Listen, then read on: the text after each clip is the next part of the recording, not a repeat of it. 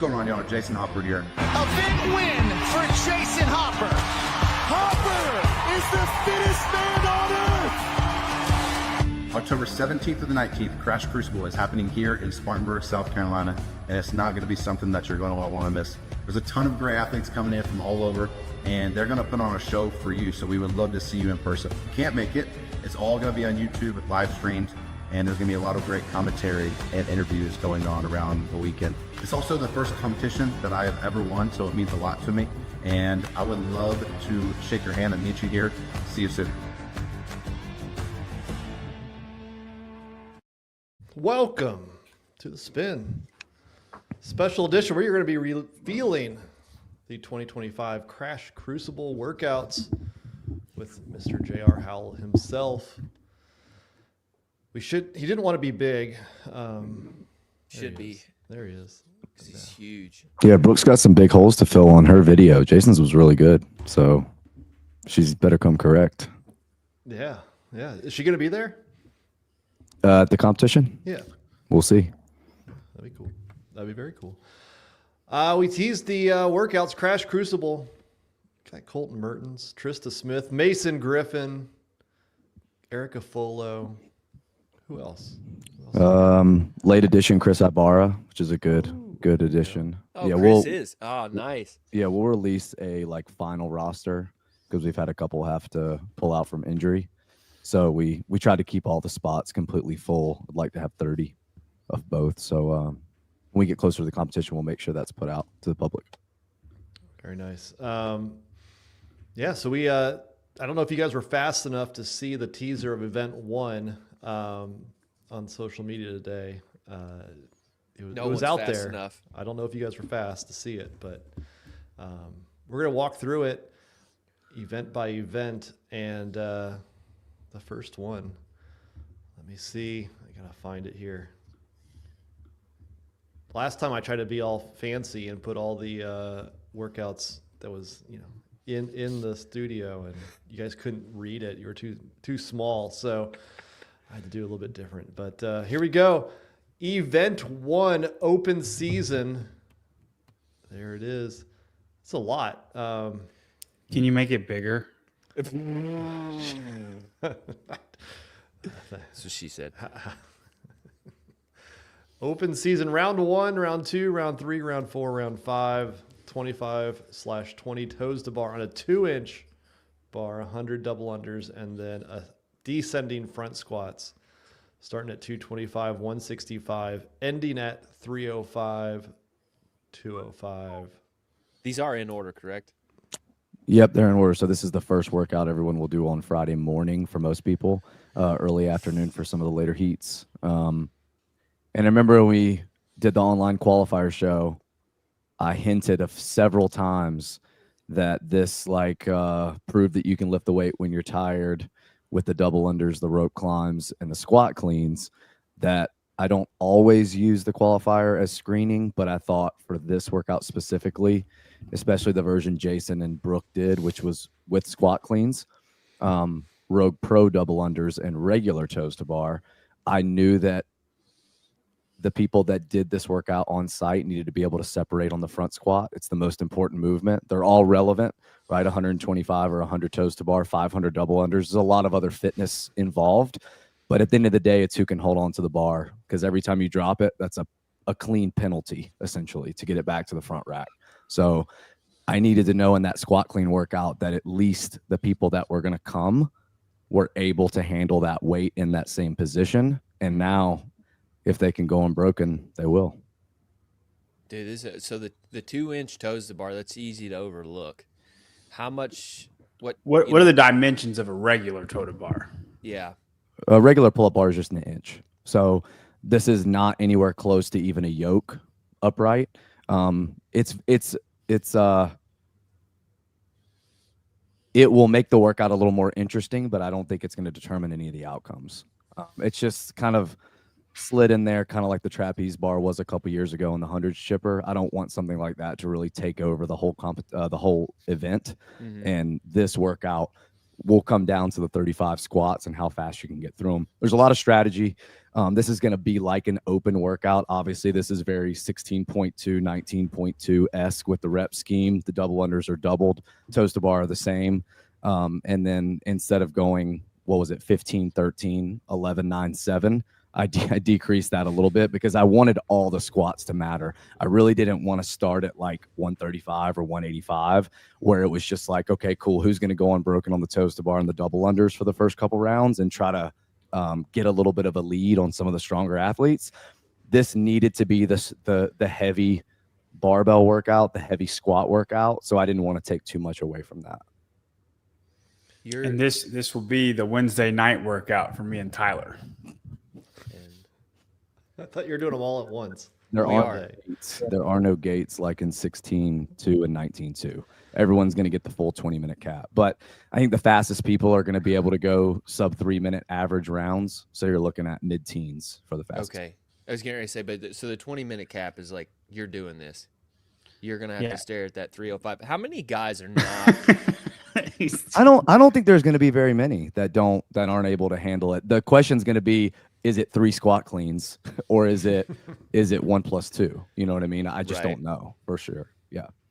It's the first workout of the weekend though. I wanted people to be able to do this fresh because there's a lot of other workouts that are going to beat them up. And honestly, this is not one of them, I don't think.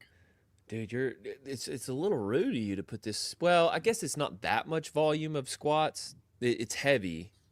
But there's more volume squatting to come. This is just a heavy. It's only 35 squats, Tyler. I was wondering how sore you're going to get from. It's a warm up. Not too bad. It's only going to make you sore in the place where event 2 is going to test you. I think. Good segue. Yeah, I would think event 2 already, Tyler. Jeez. I would think midline more than anything as far as what you would feel. Yeah, I mean, shoulders can't be overlooked here. The front squat, the double unders, and the toes to bar. Like, if anything, it's not any shoulders. Okay, all right. It's okay. Next workout. All right. That's why I tried to give you the segue when I did, Spin. Well, I was creeping into unknown territory there. Event number 2. This will be a Thursday morning workout for me and Tyler. This one is the G unit. I'm making sure he doesn't back out, JR. Like he tends to back out on these things. I'm sure there'll be plenty of people hanging out that will work out with you if you need it. If anything, I want to do the first one in the evening because doing that in the morning is a no-go for me. G unit right there. 4 rounds for time, 7/6 ring muscle ups, a 30-foot P-bar traverse. You're going down and back 5 times, 21 GHD sit-ups, and another 30-foot P-bar traverse. Time cap, 12 minutes. This one looks a little shoulder heavy. Is it just me? No, it's not. It's midline, brother. Yeah, So this workout is similar to a workout Jason and Brooke did for their training camp, but it actually had bar muscle ups and ring muscle ups in the same workout with P-bar traverse. So it was very, very redundant in the movement patterns. It was an awesome race when they did it. They were within like 20 seconds of each other. Obviously doing bar muscle up and ring muscle up is pretty difficult at Crash unless we use the trapeze bar, which we're not going to for this workout. So, if you can visualize the rig, the P-bars are mounted in the rig. The rings will be on one side. The GHD machine will be on the other. And a lot like the syndicate workout with the handstand walk obstacle that went back and forth, and that was kind of your transition. This is the same format. And it's actually how they did the original workout at the camp too. So this is very, very midline limiting. Friday does have some hanging, it does have squatting, it does have some pressing. There is some interference here with the P-bar traverse and the muscle up, but ultimately I do think, and this is from me doing it, from testing athletes doing it, it may come down to just midline integrity for sure.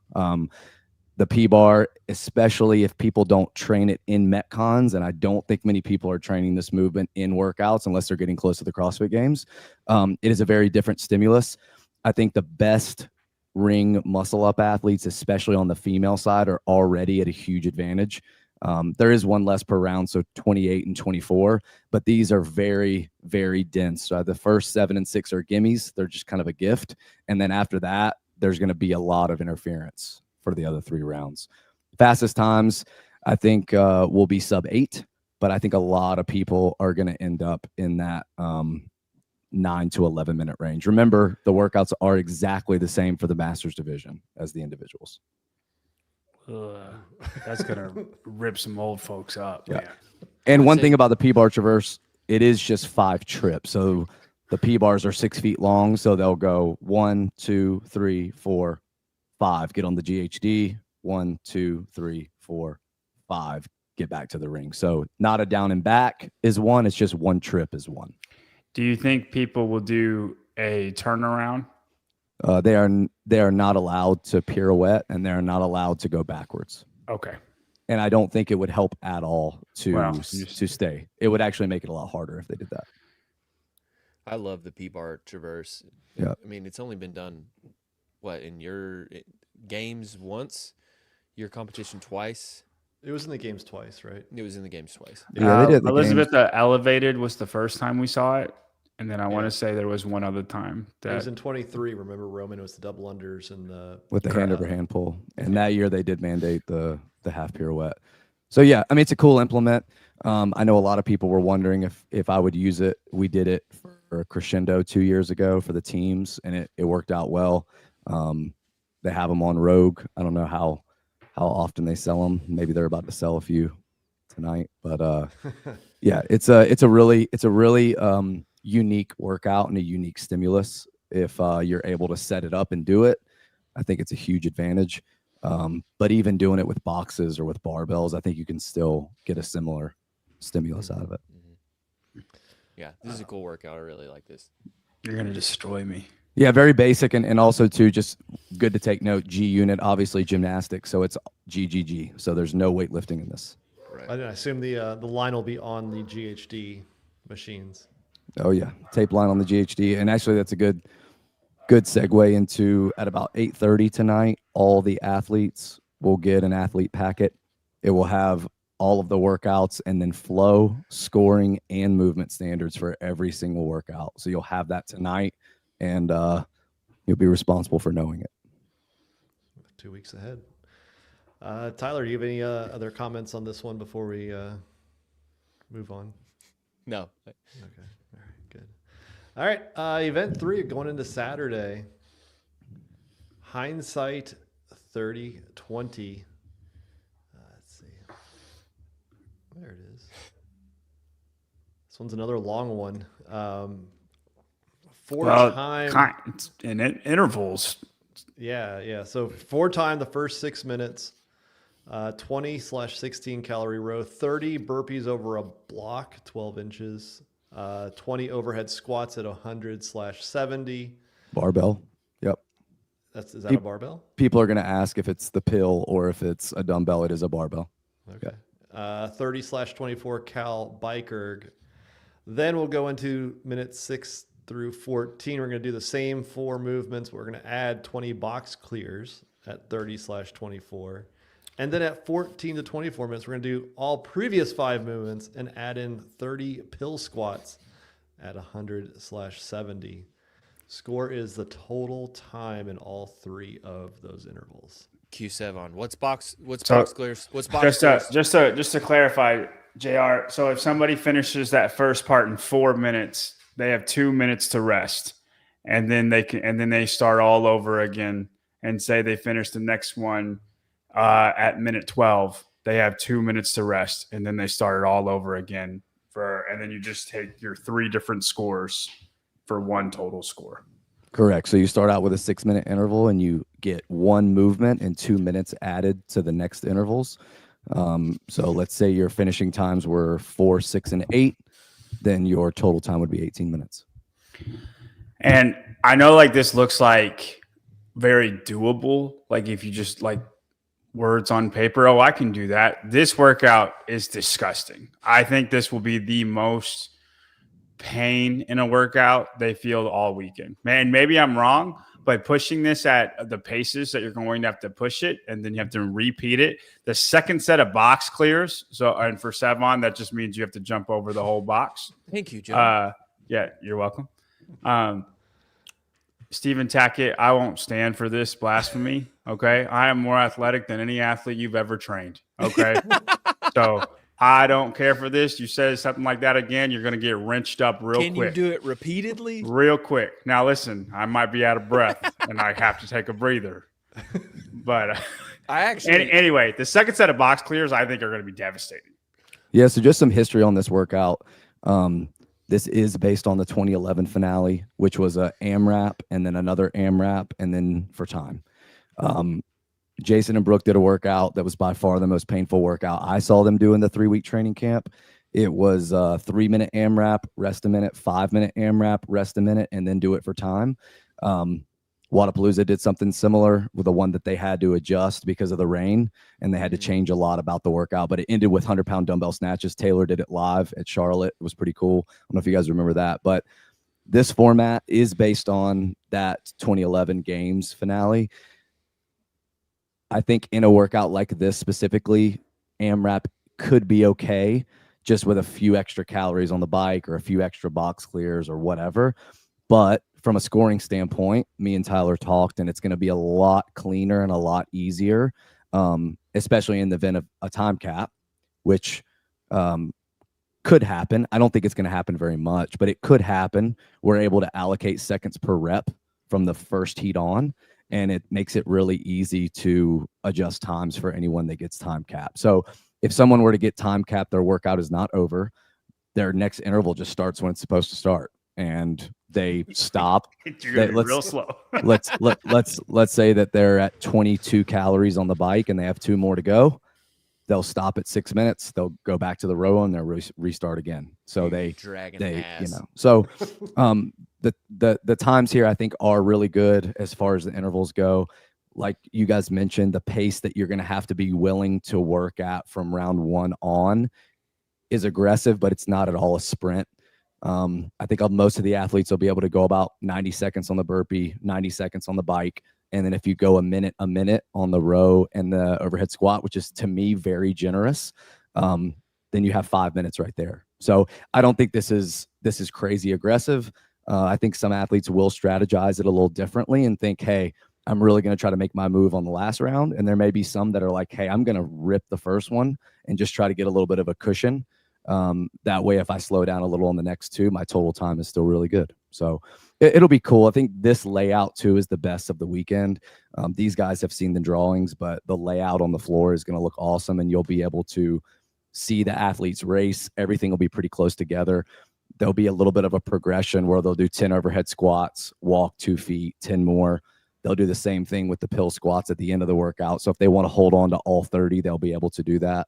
And also, Wilson is going to come down from, well, now Ohio. He's moved.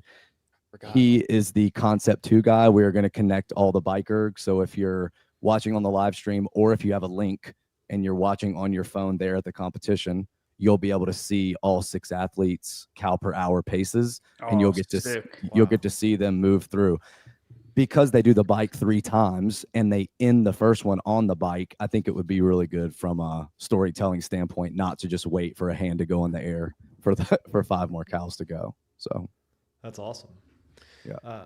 Here's Jesus Castillejo. $1.99. We did that today. Is that it was a really like guy? a similar, we did like a partner version kind of this workout today, knowing that these were going to come out tonight, and they did a good job executing it. I think everyone now knows what it's going to feel like. At the end of the day, this is the base capacity, what's your engine like, and it's a leg stamina test. It's not anything else. Anyone who thinks it's anything else is incorrect. It's got 2 machines in it.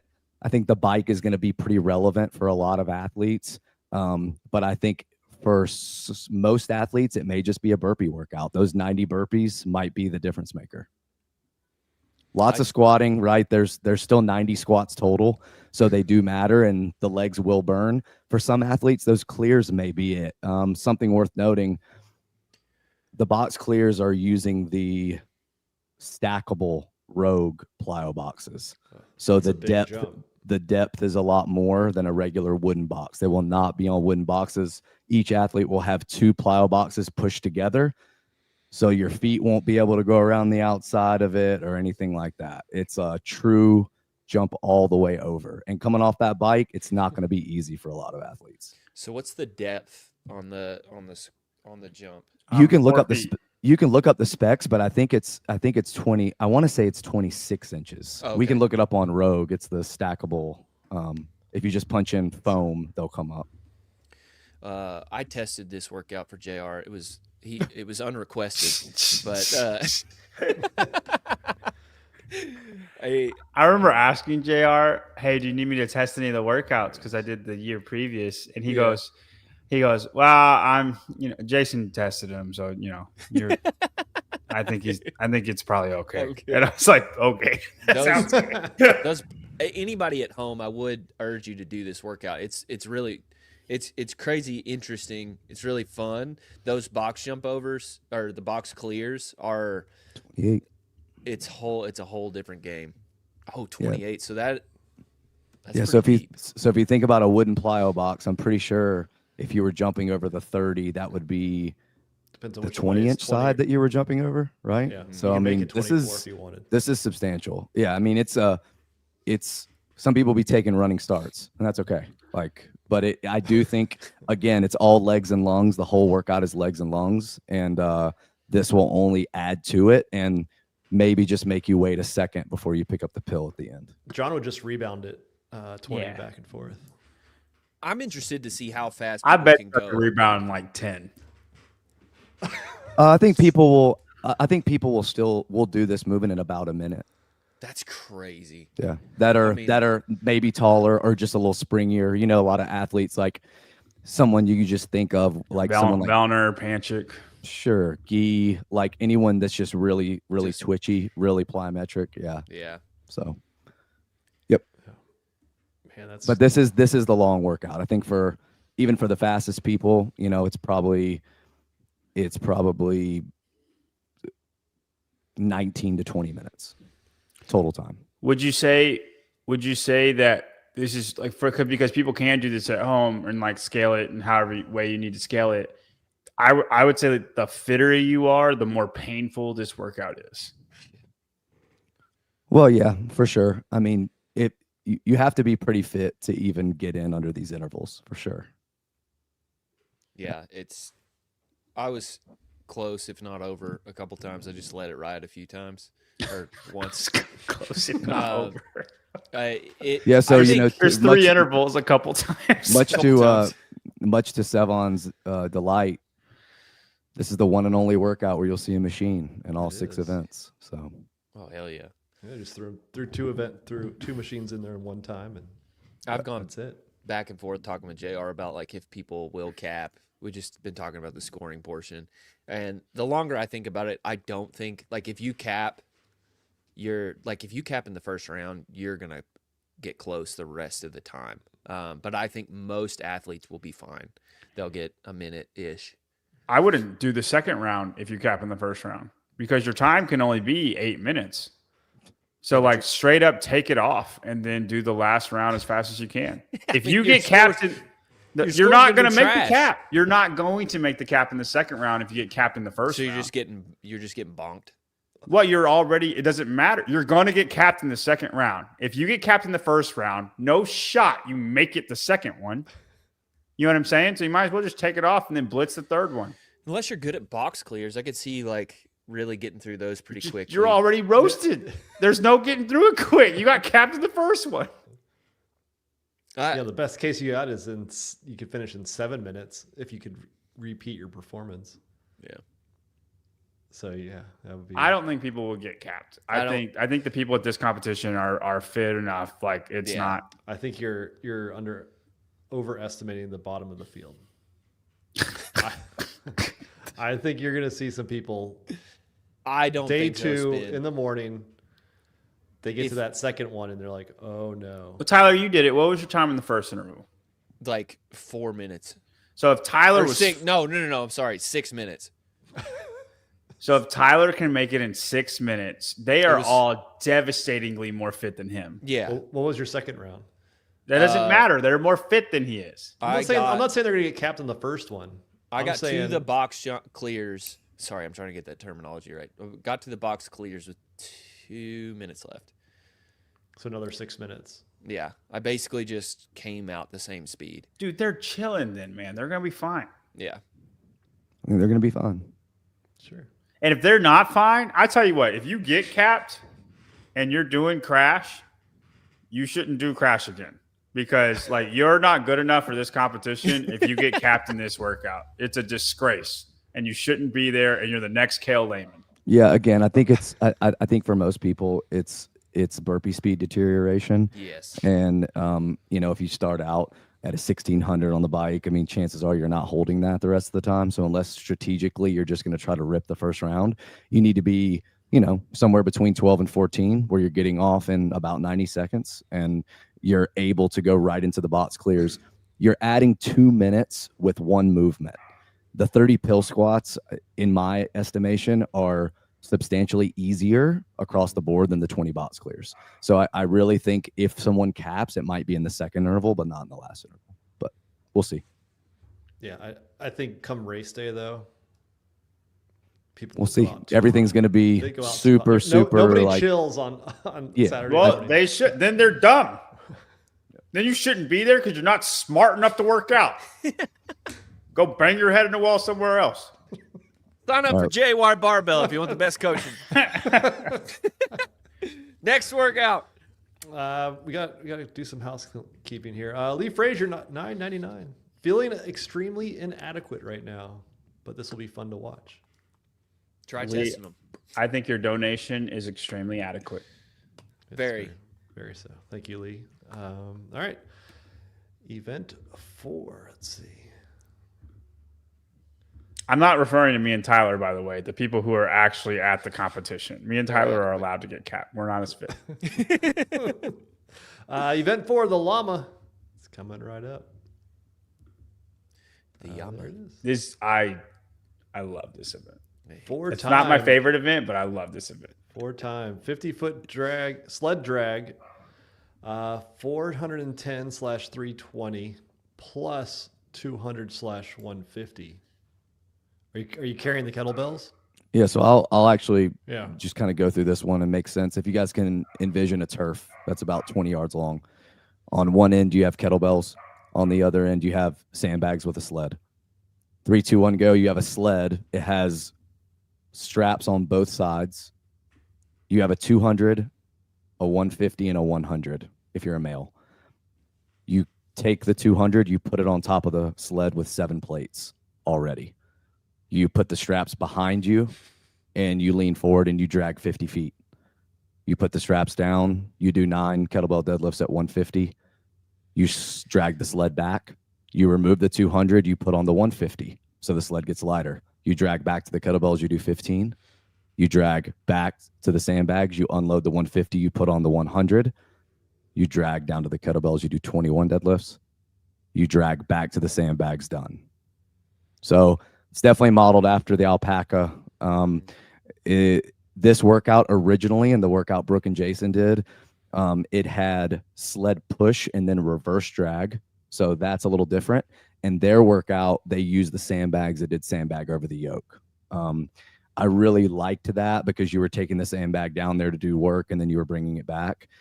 But as we'll see later in the competition, there is another clean and jerk type movement. And with the heavy kettlebells, this really fit. Obviously, the alpaca did also use kettlebells. It was kettlebell hang clean and jerk.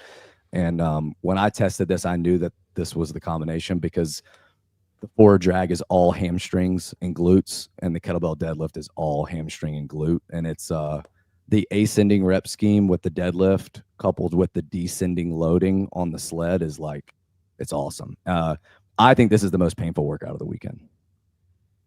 Yeah, it's gonna rock some people. That sounds fantastic, JR. But this was the one I was most looking forward to until you said that. Hey man, mass moves mass. I'm 180 moving that, and you're whatever you weigh moving it. Like it's going to be a big difference. We're not going to talk about that. You might enjoy it a lot more than I did, but yeah, I mean, there's definitely some fitness here, but at the end of the day, this is a heavy workout. This is the second heavy workout for sure of the competition. The first one being the front squat. I love this. It's just a workhorse workout, and it's simple in design. This is the kind of thing I would want to see at the games for sure. Yeah, and I mean it's weightlifting, right? We already had a gymnastics only workout. Now we have a weightlifting workout, so it should balance that one out pretty well. This one's going to be cool to watch, the procession on the field back and forth. You think I think it's just going to be fun to do, Tyler. Yeah, I've never done a workout with 7 plates on a sled drag before. I have no idea what, like, training for this is weird because it's like the turf has its own sort of feel. Right. But you just kind of let it rock when you get there. Yeah, when I get there, it's just be like, okay, Yeah, it is what it is. Sleds will be all brand new out of the box, so no rust or anything on the bottom. Like I know people are just Kiefer's probably right now being like, if he's using the same sleds that he's used the last 5 years, some of those sleds are going to be different. So calm down. I got you. I've never had an issue pulling or pushing a sled, like my feet slipping at JR's gym. No, that's not going to be an issue. I just think some people are going to get it moving and then they're going to fly, and then other people are not. And that's just kind of how it is. Do you just have 150-pound kettlebells just laying around your gym? Just laying around. That's crazy. The standard so it's a one single 150-pound kettlebell, or two. No, it's 2, dude. Yeah, it's 2. Two 150s. Yes, Yeah, that's why there's S's. Oh, you thought it was just like a sumo single kettlebell? Yeah, I was like, what's the standards going to be like on this? I totally deleted the S in my brain. I just saw 150 and stopped there. Suitcase deadlift. But yeah, so I was like, what the hell's the standard going to be on that? Yeah, that's the kettlebell deadlifts in that sort of that position's weird. So yeah, I think the girls will be interesting. Like, do they just get some of them just get stopped? No, I mean, the weight's relative. It's relative. 2 less plates is relative, and I mean the classes do so much heavy sled work, pushing, pulling, dragging, reverse dragging, that like gen pop people, I know that like if it's 8, it's 6, if it's 6, it's 4, if it's 7, it's 5, and that's kind of just how it should be. Yeah. Okay. The sandbag that you put on there. Mm-hmm. Do you take the 200 off and put the 150 on for round 2? Yep. Okay. I didn't know if you just. I'm sorry if you specified that earlier, but like if you put the 150 on it and like you ended up with 3 sandbags. No, just think of the plates like a platform, and Gotcha. You're just loading it on top. Yeah, they're not going to fall off or anything. It's yeah, it'll be really clean and it'll look good and it'll be really easy to tell who's winning. And what I think the race is going to be though is on that last round when the sled is the lightest, but they've already done 21. They've already done 24 of the deadlifts. The round of 21, all the people I had test other than me, because I honestly was just testing it for the time cap for the Masters. The really, really strong deadlifters, like guys with 600-pound deadlifters at the gym, were breaking up the round of 21 2 and 3 times. Like I was shocked at how much just nasty leg fatigue there was. So and not allowed straps, correct? Or wraps. They're not allowed to use grips on the grips. deadlifts, Yes, no. Yeah, that's what I'm asking. Yes, you do have to hold the strap behind you. They're short straps. Yeah, so you won't even be able to drape them over your shoulder, but that's not allowed anyway. So your arms have to be trailing the body. The sled has to be behind you. That's different. Very different. Yeah. And I've actually never done that sled variation before. I've done hand over hand. I've done reverse drag with the straps. I've done pushing a lot. But again, this one is like all posterior chain for sure. What do you think the fastest times will be on this? 7-ish. Maybe under 7 for the really big boys. That makes okay. I don't know how the distribution will be. Yep. I don't have a good grip on that. while we had very generous caps up to this point, in my opinion, they're starting to get more aggressive. So like this is one of the more aggressive time caps for sure. John, are you going to be able to manage those last 21 kettlebell deadlifts? I'm gonna rip this one apart because I know what's coming. I know what's coming, and I'm gonna straight Bronislaw Linkovic what's coming. So, and we're about to get to it. But this one, I'm gonna say, Tyler, I want to know my P score against everybody else doing it. So like, on this one in particular, that's the way we're going to score it. Is the field is going to have their distributions. You'll be able to watch John and I do it. So we'll serve as the Bill Murray lane, so to speak, and then you'll know our score. You'll watch the actual athletes go, and then our scores will work off an equation of those athletes, and we'll see. You'll just see us like tick down, tick down, tick down. How far negative we'll go. Yeah. That's how that's gonna. Will any of you be Georgios Karavis from last year's Rogue? Hopefully to God. He's negative gonna 51,000. We're it's like the -1, -2, -3 thing that he does whenever. He does. We're going raw. Dude. You're going we're going on raw Georgios. On the field too. No, not on the field, just on us. Oh, you can't, dude. I want to see how far we are from them. We're just gonna be -1 and -2 the whole time. No, we'll be like negative. We're gonna be the last ones on most of these. This is the one though that I want to like. I'm gonna put everything into this, and then the next one I don't care. I'm gonna let you put everything into the next one, and I'm just gonna be happy to be there. So far, like I mean, just as a broad generalization, this is by far the heaviest crucible I've ever programmed for sure. We're not even on the last one. Yeah, Brooke and Jason are both really strong. So that maybe that happened that way, or I realized my shortcomings as a programmer as being extremely biased toward high skill movements most of the time, and just having heavy elements kind of sprinkled in, not having 1 rep maxes, all that kind of stuff. But up until this point, we had the ring muscle up workout. So gymnastics obviously decides that. Everyone's legs are going to be trashed. I mean, Saturday is all legs, and now we're gonna see who can push and pull. So that's kind of the way it was laid out was specifically for that reason. I knew everyone would be pretty messed up after Saturday, so Sunday gets a little cuter. Do you want to go ahead, Tyler? I should note for the scoring, JR and I wanted to adjust it a little bit this year. There will be no negatives in Crash this year. So last place will be 0, yeah, and then 1, and then 2, and then 3 instead of 0, -1, no, -2. it'll be. I don't want to go through the calculation, but it's essentially the same type of calculation, but it just limits down to 0. Okay, so we'll just be chilling at 0.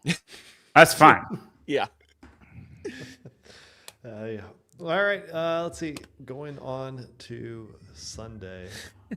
and here we go. I'm gonna let Tyler talk about this one because I don't have much to say. Here we go. Do it. Pull it up. This is Pullgatory. I love this workout so much. Run 400 meters, pull 1, run 400, pull 2, run 400 meters, pull 3, run 400 meters. But what are you doing?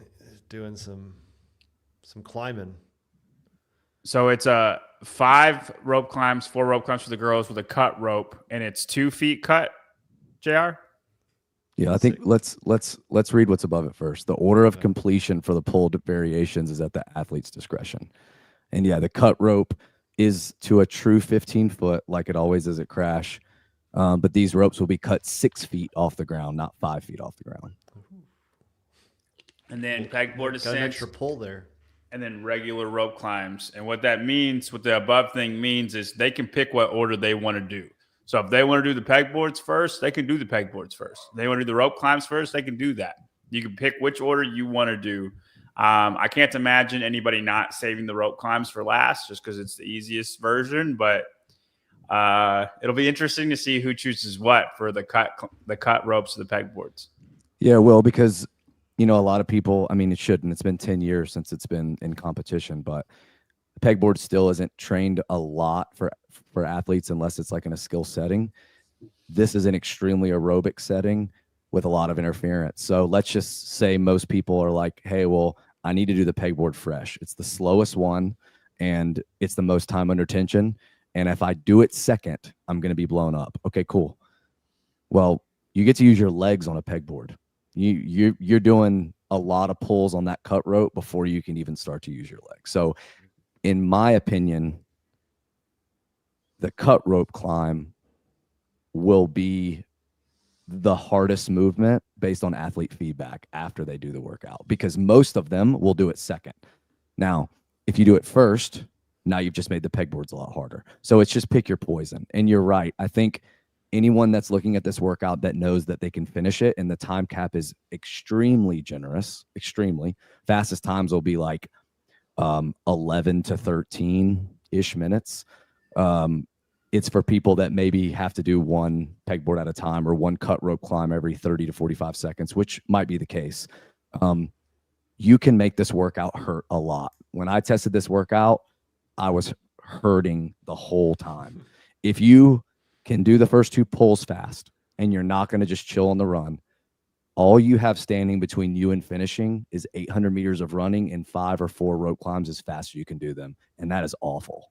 So once you get past pull 2, it is like I have to race whoever I'm going against. So there's a lot of levels here, just like event 1 kind of was like that, right? Some people can push the pace, some people can't with the heavy barbell. There are levels in this workout. And if you're specifically a female that's a good upper body puller, you already know you're probably, you already know you're a top 10 because there's such a discrepancy with some guys too. If you know you're already one of those people, it's like, how fast can you make yourself run and just not be so out of breath on the pulling? Most people's heart rate's going to come down, especially on the rope climb, because there's not all that time under tension. On the pegboard, if you're doing more than one at a time, your heart rate can creep up because you're just hanging there and you're still holding all that tension. When I did the workout and when 2 other guys at the gym tested the workout, they went cut rope, then pegboard, and then regular. And one of the guys went unbroken on the pegboard. The other guy did, I think, 3-2. When I did it, I went pegboard first, then cut rope, then regular. And our times were really similar. So again, I think it's like, for the best people, it's going to be a really cool race. And if you see anyone run to the regular rope before the last pull, it's because that they know they cannot do the work required on one of the other pulls, and they know they're going to get capped. So they just want to get as much done as possible, which I don't really see happening even with the Masters, honestly. Is that why you get to pick the order? Yeah, I did. I went back and forth on that a lot. Remember, these are based on Jason and Brooks' workouts, and this is based on the one, if you watch Will's YouTube video at the track, where they did a 400-meter run, and they had to get a Zercher carry, a power pin, and farmer's carry down the field, and they got to pick the order that they did it in. So I knew that people had probably watched that video. I like the choose your own adventures. Strongman Sphere was choose your own adventure, and that's one of the coolest workouts ever at the CrossFit Games. So I really wanted a way to try to incorporate that. And I think that monostructural gymnastics couplet isn't done very often. And I just think Muscle Up Biathlon, that's one of the more memorable workouts, and that's what that is. So I'm really excited to do this one. It's only a mile of running. Typically I do a lot more running volume. So I thought it was probably time to throttle that back a little bit. It's going to be a fast run though. It is an outdoor run. Sorry, John. Yeah. Do you think this will be the most variation in P score, this workout? I think it might be the finale, but because the time cap is more spread out here, that's a question for Tyler. I don't know how the math works. I think it all is still relative. Like in a 6-minute workout, if you have a 3-minute finisher and someone who finishes 2 rounds, you're still going to see that same spread. Right. 18-minute cap if someone finishes in 12. But I do think most of the females will be mid-teens here, because I went back and forth a lot. Should it be 3s for the females or should it be 4s? And while I think time-wise, because the runs will be a little slower too, I do think if I wanted the times to be the exact same, 3s would have been the way to go, but I just didn't like the separation value. And I think a lot of these women are, we saw Reese at Syndicate, we saw Kyra at Syndicate. They're really, really good upper body pullers coming. And so I want to let them separate. you know? Right. Mm-hmm. And that's what it all comes down to, is separation value. And in each piece, there's a huge separation value. Now in the top, it's going to be close, I think, but I think you'll see a big drop off whenever they're not able to do the cut rope climbs very well, whenever they're not able to do the pegboard ascents very well, and then like another drop off for if you're just not a good runner. Let's get to the last workout, and then I'll Is say John which gonna one. is John gonna beat the time cap on this one? No. John, you should be Really? able to beat the time cap on this. No shot, dude. Y'all are Dude, if you're running a 12-minute mile, that gives you 6 minutes. It's not to do about all the 3 other running. pieces. It's not about the running. There's No way. shot. Okay. I'm doing the cut rope first, and I'm doing the regular rope climb second, and then we're just gonna do as many. we're just gonna have fun with the pegboards when we're there. Gotcha. And JR's theory of what order to do is coming true. No, I just don't think I'm gonna. I think I'm gonna blow up, and then I'm just gonna be sitting there looking at something, and at least I'll only have 5 reps left while Tyler just beats me. Like that's fine. Can you bring the boxes back out so John has a seat on Sunday? Yeah, that's no, I just no. Yeah, I just don't think I have the upper body pulling to be okay. I think I'll blow up. I don't know. We'll feel it out. The same confidence John had when he saw that sled workout, this is just the inverse of that, which is cool. 100%. Hey, we'll get there. We get there, and I do it if I feel like I'm great. John's gonna be just looking forward to the finale anyway. So yeah. John has one of these workouts, like in the gymnastics piece in workout 2, you're gonna be fine. You don't love it, but you'll be fine. Yep. But I have 2 workouts where I'm like, cool, so this is over. Listen, this last workout, I'm gonna make a personal challenge to Colton Mertens. Yeah, and that Yeah. is. make it first, and then show the workout. Yeah. What's the challenge? Just that you want to beat him. 1-on-1. John plus 1 minute, or Colton plus 1 minute. John takes it. Oh, we could heat one app. This next one. Oh my if God, you we want can to. do that. Yeah. How much does Colton beat me? I'm gonna be filthy this last workout, but I don't have a sled, so that could be a problem. But Yeah. The last one, Presedence. 6 rounds for time, 4 strict parallel handstand push-ups with a 5 and 3 inch deficit, 2 finisher flips at 600/450. 8 minutes to complete that work. Yeah, that is a flip sled. I just am sour that I haven't been able to get a sponsorship out of them. So this is that is the model. Finisher is the model that we use here at Crash. So yeah, I mean, this workout's super simple. It's going to be awesome to watch as a finale. If you're someone that can do the strict handstand push-ups unbroken, I mean, you're already probably finishing top 3 or 4.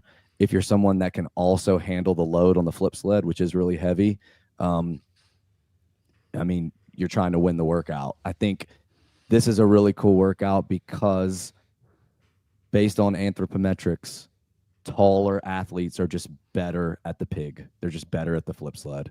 And it's just because of leverage, right? And physics. And usually those people are not the best at pressing strict upside down. So you have the juxtaposition between the body types and the 2 movements. And I mean, the workout is called Presedence, and it's extremely dense pressing. If you're able to handle the flip sled, I mean, it's 15, 20 seconds and you're right back on the wall. I did the workout, but the guys I watched to try to get fast times on all agreed, you know what? I shouldn't have been so aggressive on the first 3 rounds because 5 and 3 is the deepest deficit I've ever seen on this movement. I've only seen deficit strict at Rogue twice, and I think it was 4 and 2. The volume was a little more. I think it was 27 reps, like 3 rounds of 21 and 9 on the 100-pound dumbbell snatch. But the turnover here is so much faster for 24 reps, so much faster than 21 dumbbell snatches. So it's going to be really cool. Like I said, a lot of pulling in the workout before. pressing here, but also I know for a fact that there are men and women who can hammer that gymnastics movement that will get destroyed on the flip sled because it is heavy. It's the heaviest flip sled I think we've ever seen, right? I don't think we've seen a flip sled that's 600 and 450. No, I mean, I think the year Wadapalooza did it where Taylor finished second on the interval workout, I think was like 545 or 565, like with an actual flip sled. The heaviest I've ever done, I think, is like 500 pounds. So the teams a couple years ago at Crescendo, I think it was close. I think it was like 565. But the individuals have never done more than, I want to say, 500, low fives. So, what do you think fastest times will be for this one? 3-ish. It's right. My time don't make Right. right there. Right. And I think there's going to be people that are for sure know they're capping. On the strict parallel, this is all included in the athlete packet, but we'll be using the ballistic blocks for the men, which is exactly 5 inches. So they'll just go down to that. And then the women will have a pad on top of the ballistic blocks. This one, there's a question if I'm even going to be able to pick this sled up at all. I think you can. I think you can. It's just one of those, people that have access to one of these is huge because it really just isn't the same as a heavy sandbag or doing like a heavy hang clean, which is essentially what you're doing with the flip sled if you're not doing it in one motion. But there are guys that are tall with really, really explosive hips. I mean, Quentin at the gym, when he tested this, was just ripping the flip sled. And He's it was a like, freak, though. yeah, but he's a really, really, really good deadlifter and just a really explosive guy. So, yeah. And he's tall. He's like 6 foot. He's like 6'2". So height matters a lot. Yeah, this is one that Jason, I think, would destroy. If Murder. This was ever Yeah. And this is kind of a combination between two of the workouts that they did. It's more based on the 2021. I think it was 5 rounds of 6 and 6, 405 deadlifts and freestanding handstand pushups. Brooke and Jason did 6 rounds of 5 and 5 deadlift and freestanding handstand pushups. And I just wasn't ready to do freestanding yet at a competition. And, but I really like that Diane pull from the floor. And I like the flip sled. I didn't use it last year. So yeah, I think this is, I think it'd be a good finale too. They'll flip 3 rounds in one direction and then flip 3 rounds to the finish. And I think any guys that are racing doing the flip sled at the end is a pretty fun way to finish. Really easy to tell who's winning and all that. So, Go ahead, Tyler? I just wish the flip sled got programmed at more events. Like I'd love to see it at semifinals. It feels like a games level implement, but it's so like it's mimicking the tire flip. It is the tire flip, and it's like that. It's so fundamental, old school. I think it's really close to a heavy clean and jerk. And we don't have power cleans, but we have squat cleans. It's a similar movement pattern. It is a front squat, but ultimately they're still going to have to clean it. We have pulling from the floor with the kettlebell deadlift, but this movement would be like doing a 275 clean and jerk probably. Yeah, probably would be like that. So strict deficit handstand push-up with clean and jerk. I mean, it's pretty nasty on the shoulders. So see, I get the benefits, Ben, because you can put it on the knee and then. Yeah, good luck. I think you'll be fine, Tyler, because you're very good at handstand push-ups, and then you can kind of just gear up every time. And I mean, dude, there are people that are going to come out and do singles and still finish and be fine as long as they're disciplined. They'll get a no rep on the strict deficit is already really detrimental. And last year, we did the ballistic blocks with the strict, and I made sure to amend some of the standards in there, which everyone will see on what denotes strict and what doesn't. But how often do people practice strict deficit parallel handstand push-ups? Not often. So for some people, it might be easier. It's a really, really tricep demanding, and some people are just really a lot better with a flat hand on the ground. So it'll be interesting to see who's really good at them and who isn't. So 24 is a real number. I want to specify, you're not allowed to rest at the bottom. Correct. Because Colton did that last year. You are not allowed to rest at the bottom. No, I you have just to you have to change directions with no pause. So looking through these, obviously you programmed these in 2024. Ish. Yeah. Yeah, you see these. I'm just looking back at the games of last year. You kind of had to be bummed. Like all these things that you programmed, like kind of different, unique, were not part of the 24 games. Yeah, I mean, I think that Syndicate really kind of opened my eyes to when you have the responsibility to send people to the CrossFit Games, it gets a lot more serious, and anything that like would bring me direct satisfaction of knowing, yeah, I tried that and it just didn't work, or I tried that and it ended up being really cool, it has to go out the window, and it has to be all about the test. And I think what's really cool now is that I really appreciate the freedom and the creativity that I get to have when I do Crucible, because it is in a lot of ways like just an expression of like what is art for me. It's just my creative outlet. It's an expensive creative outlet, because if you want to use stuff, you got to buy it.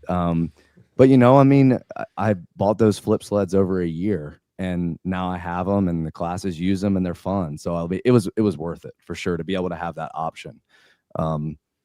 Yeah. So I agree. I would have liked to seen a lot of these workouts at the games, but for instance, I thought the 30 full deficit or close to full deficit parallel handstand push-ups was awesome at the games. It hadn't been at the games in a long time. And that's what I had originally for this workout, full deficit kipping. And I was like, you know what? Dave just did that at the games.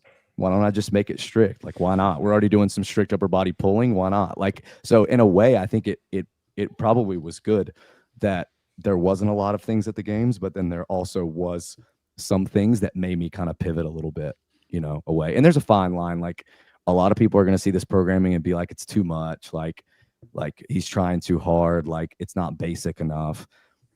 That's probably true. But like, how many of these athletes are ever going to get to use P-bars in a competition? Maybe none. How many are going to get to do a heavy sled workout? How many are even get to use those heavy kettlebells? Probably not, unless they make a semifinal.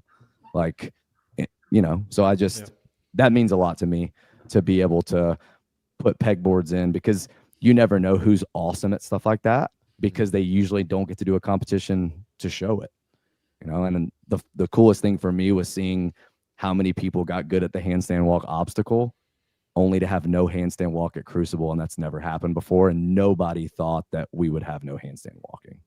And then watching people get really good at the trapeze bar muscle ups online, like, people make those look really good now because they all just assumed that they were going to be in the programming. So that's cool too, just to, because now that I know all that stuff's on the table, like, I've seen enough people do trapeze bar muscle up that if I want to program it next year, I will. So which is pretty cool. This is not to blow smoke up JR's skirt, but Please I mean, don't. during the games, leading up to the games and then after, you heard a lot of bitching from me just saying this is all gym shit. Like, this is all basic gym shit.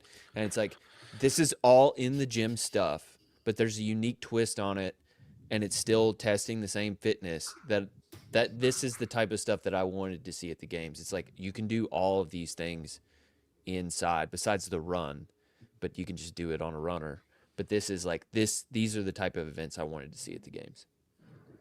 I couldn't agree more with Steven. Way to bring it back. Okay, first comment was really bad. This one was great. Okay, people say it's too much. They just aren't fit enough to do it.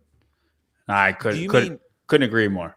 Do you mean too much as in like you made it too gaudy, or do you mean like it's too much? I think like too heavy. JR. I'm sorry, I thought you were talking to John. Say it again. No, sorry. When you say people say it's too much, do you mean as in a gaudy sense, or is like it's too heavy or it's overprogrammed?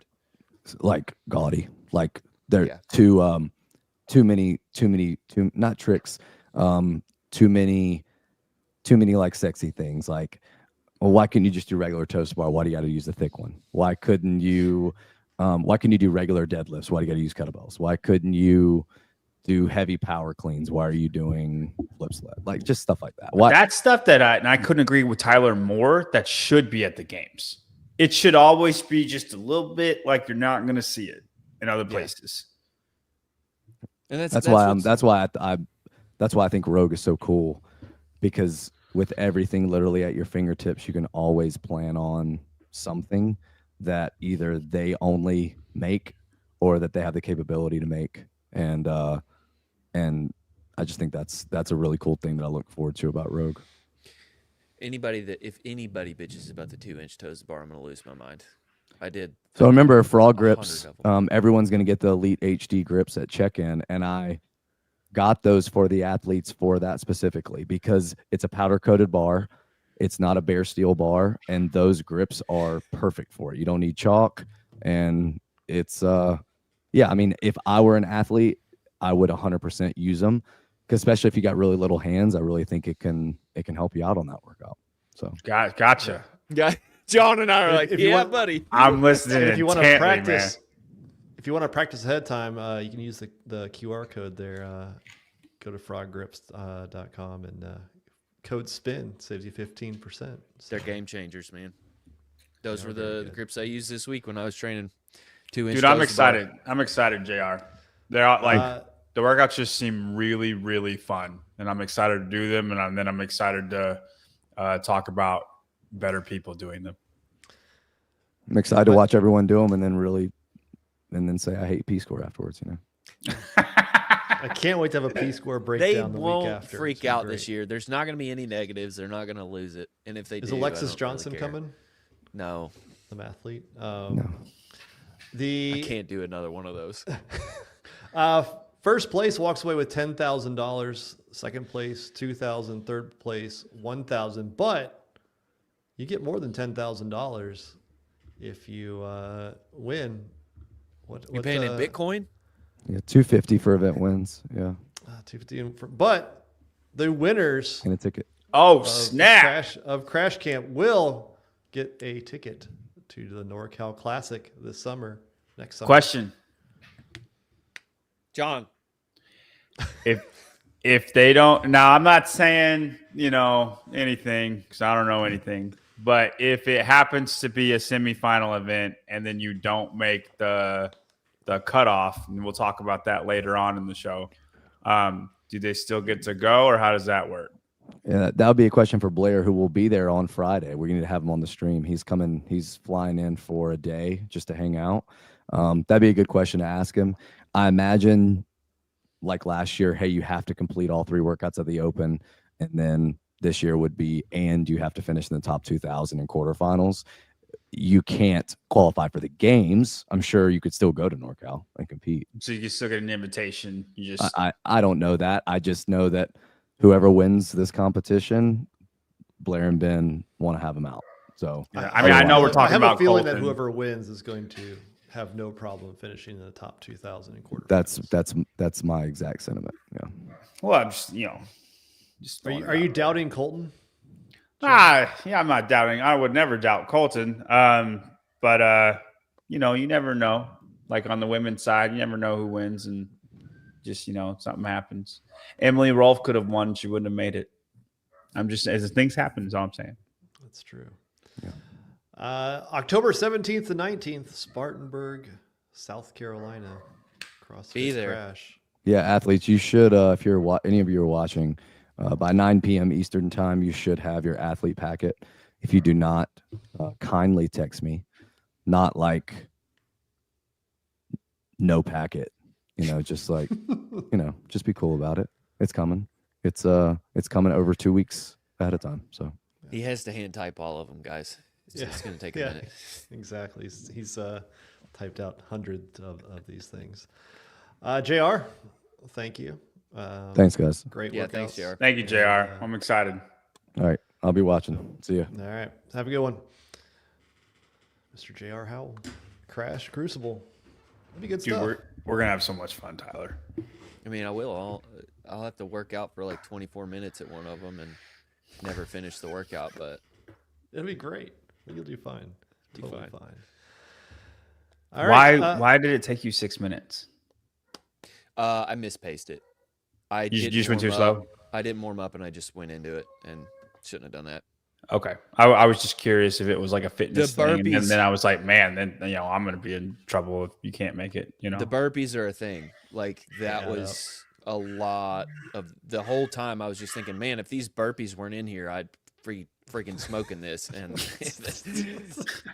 the block. Man, if jumping only up- this fitness wasn't like here to get in my way. We took out this huge element. In of the my workout. defense, I hadn't done burpees in like 6 months, and I was like, okay, but the block jumping over a 12-inch block, It's is just- different. It's weird. The whole time you're like, my burpee's wrong, like my feet are off, just stuff like that. Yeah. No, it's for sure different. Yeah, Okay. Well, I'm just it's fitnessy. I'm just It's gonna go very hard and we'll fitnessy. see what happens. Like you'll probably destroy me on the second part, but just because I'll be Smoked. done. But I'm gonna game the fire out of that one. I'm gonna be honest with you. I don't think there's any game in it, dude. It's just like Just gonna take my 8 minutes. you and got to I'm go gonna- hotter than you. I'm not want. gonna do anything in the second round. You and I will be competing for reps. That's 100%. I'm gonna take no. We're like everybody else. I'm gonna take my 8-minute clock on that second round, and then we're gonna go hard in the last round. Good stuff. You're welcome to do the same thing. But if you get 755 and I got 8 and I didn't do anything and you did all of it, good luck. That'd be funny there should be, a, actually there should to be a watch. penalty for that. That's just being smart. Sandbagger. penalty. That's just being smart. All right, viewer comments. We'll be right after this.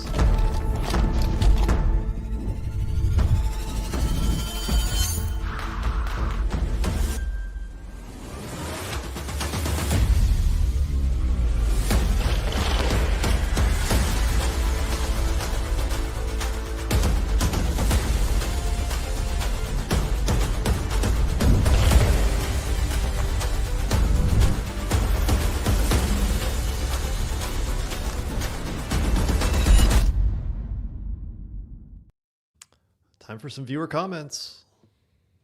That's true. Get your frog grips now. That's right.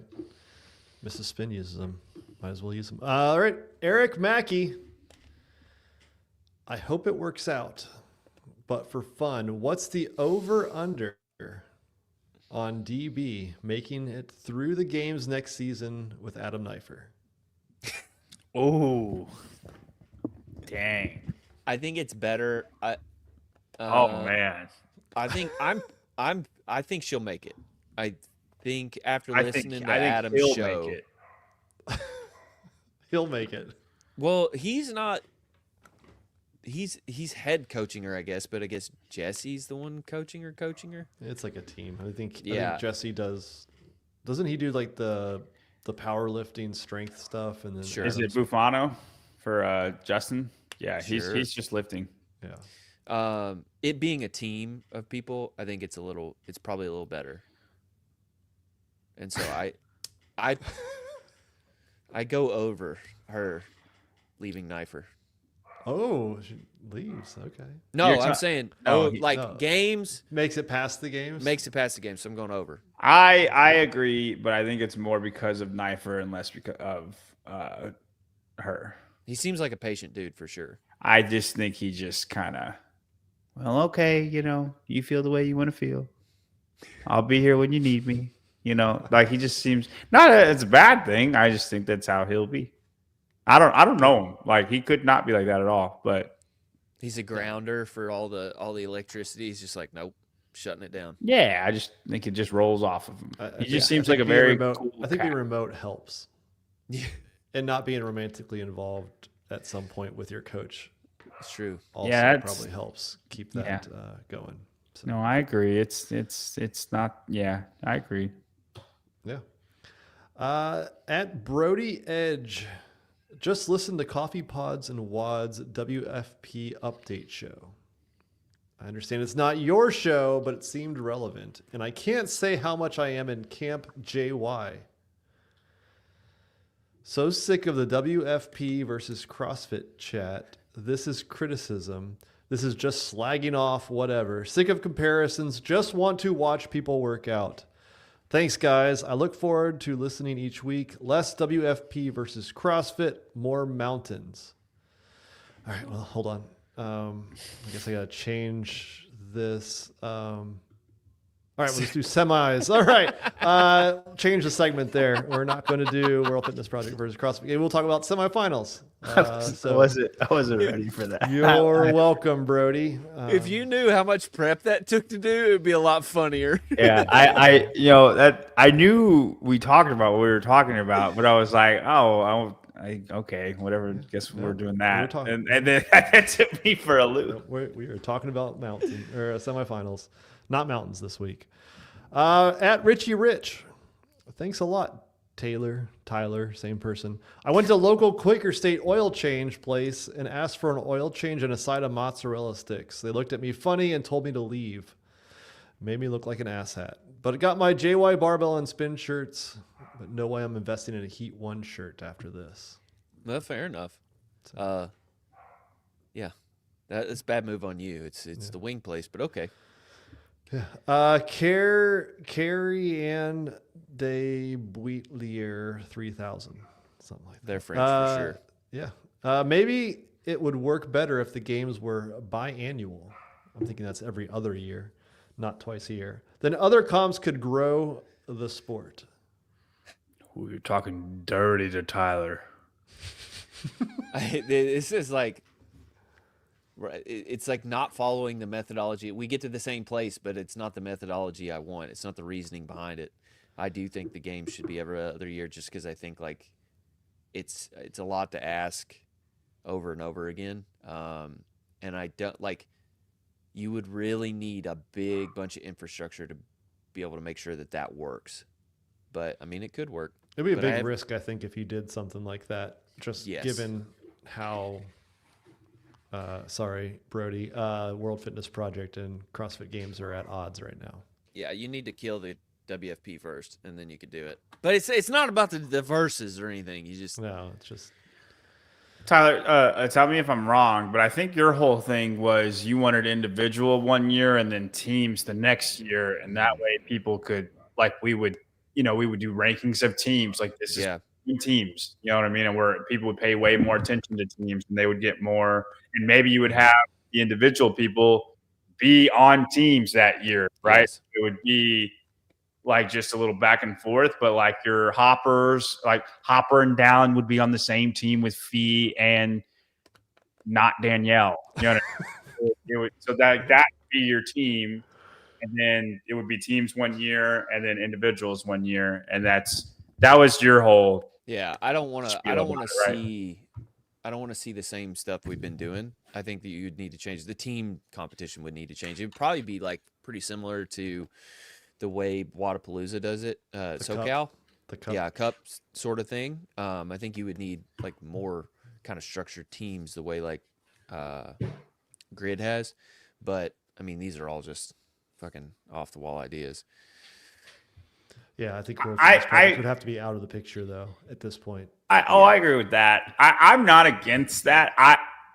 I'm way for individual every year. It's CrossFit Games. It's what I revolve my year around. Like I love that. Right. So, but if they ended up, if it happened in the future, I wouldn't be against it. Like, I do think it would give way more attention to teams, and then the elites would form their own teams, and like, it would be fun. You might even get like proven teams versus brute teams. You know what I mean?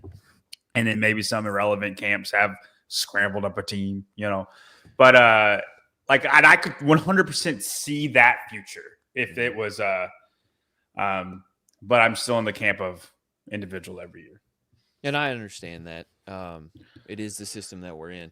It would be like you would have 2 years of talk to be like, is Jason better than Dallin? Like last year he looked really good. Something happened, like stuff like that. It'd just be a lot more interesting with the time lapse. But also if something bad, make each games like it would make it even more important, just like the Olympics every 4 years, because you only get a couple shots at it. Yeah, like you'd have to put everything into it that year. I think but it might not be as profitable for the athletes though, because if something happens on your games, like for instance, Ricky fell off a bike, right? And then he couldn't do the games, right? Twice. So now that's 4 years until you get to between. see him again. That's like competing, failing a drug test. That's crazy. 4 years is insane because something just happened to you that year.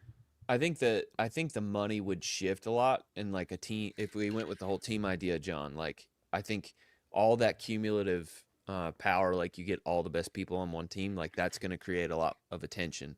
So I don't think they would lose out on money, but you would have to build it. Like this is something you would have to build 2 years out to make sure that you didn't fall on your face in year one. And be like, we are changing this in 2030. Yeah. In Yeah. 2030, we are going to this model. And then, I 100. Yeah, I agree. I think it would extend the life of an athlete because you would train differently. You would train less.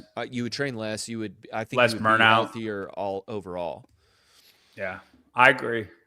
I also think we would see huge changes in performance overall to the athletes because you could have like a 2-year cycle essentially. Yeah, you have to give some way to keep people engaged, though. Yes, 100%. The teams, like The team his thing is If- that all the elites would be on a team, and though it would mean more. I guess maybe. Well, like what you're saying, it'd be more important. The games would be more important for how much more important the games would be on your biannual. Like you take the same step down, and then that would be the importance of teams, which is still way more important than what teams are now. Right. You're saying this, Mason, with the idea that the team competitions would be as they are now, and They don't mean anything. I 100% see the vision, Tyler. I'm not. If you told me to vote, I wouldn't vote for it, but I can I can see the vision. I mean, I'm not going to do it, but it's a good idea. Like I could get behind it once it happened. Right. Does that make sense? You're classically we'll see guy. Yeah, but I'm still gonna do my job. Sure. I'm gonna make predictions on teams for the first time ever. But At Pricerk, honestly, I am not a huge fan of Sprague, but I really enjoyed his interview. Damn. Just say Thank I you. really enjoyed the interview. And Jared Graybeal, agent to Austin Hatfield and Ariel Lowen and other people. You guys talking to Loud and Live as it's actually Dylan was the best part of the show. LOL. Dylan It obviously was Dylan because he just freaking bought Wadapalooza with other people. yeah, It is no longer Loud and Live. I had one more comment. Well, you got another comment? Shout out to two of the biggest fans of the barbell spin, Allie and Chase Pittman, who got married last weekend. Somehow they're still watching the show, even though Tyler and John are way too political. I'm political. How am I political? How am I political? I don't think we have to even tell you, John. I think Yeah, it's pretty you know. obvious. I'm like the least political guy in our thread. Not on this show. I hate you for that spin. That's terrible. All right. Well, if y'all only knew what kind of efforts put in, like I'm zero political in that thread. Like it's just, I just let them talk what they want to talk. Then just keep it in the locker room then. All right. Yeah. Sorry, so I ruined your good segue there. You're good. You're good. Your teammate, He doesn't know. what he's Mighty talking Mouse. about. You're the He most doesn't- he doesn't- polarizing he doesn't know. political person ever, JY. By far. Mm-hmm. Okay. Well, Yeah. hey, whatever. So lots of changes over there at Wadapalooza. Dylan is running a consortium, a small ownership group, bought it out from Loud and Live, said, we're taking this thing over. Getaway big corporation, we're going to do this ourselves. Tears were not shed. They were not shed at that point, and then I guess now it's pretty much official. I mean, without being official, that Gym Reapers is going to be the next title sponsor. Dude, Tier just got Wadapalooza. gym reaped. Ooh, yeah. So Tier they were the sponsor from 23, 24, and then their contract ended at the end of 25. Obviously, we're approaching that. And it looks like Gym Reapers is stepping up.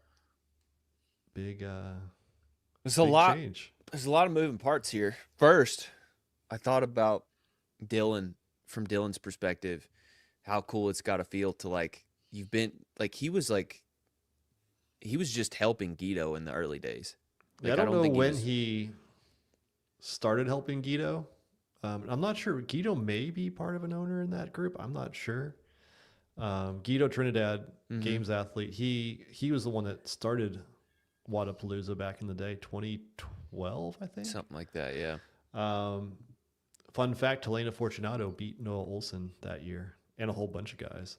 But yeah, Dylan basically started out as a volunteer helping out when he was going to the University of Miami and worked his way up to being the main guy for the VP of sport, I think it was. It's a real Michael Scott paper company sort of situation we have going here. Like where I hope it turns out better than that, but that worked out for everybody. It's Dwight owning the office at the end of the office. Yes. It's really cool. I am happy. Dylan is Dwight? That's what you're saying? Yes. That's what I'm saying. Who was Michael Scott? Also Dylan. Okay. It's just cool. Like that's gotta feel really good. Like to have worked basically being a janitor all the way up to owning the company is a big deal. I never understood Loud Live entering the space. I guess it's because they were from Miami and they thought, we run events, we could run this event, but they're doing so much bigger stuff than what Wadapalooza was. I feel like it was probably just more of at the end of the day, a headache for them as a company versus, what they're trying to do elsewise. So, I mean, it makes sense. Now, what's interesting is if you start listening to Will Morad on interviews, they approached Wadapalooza and they were turned down.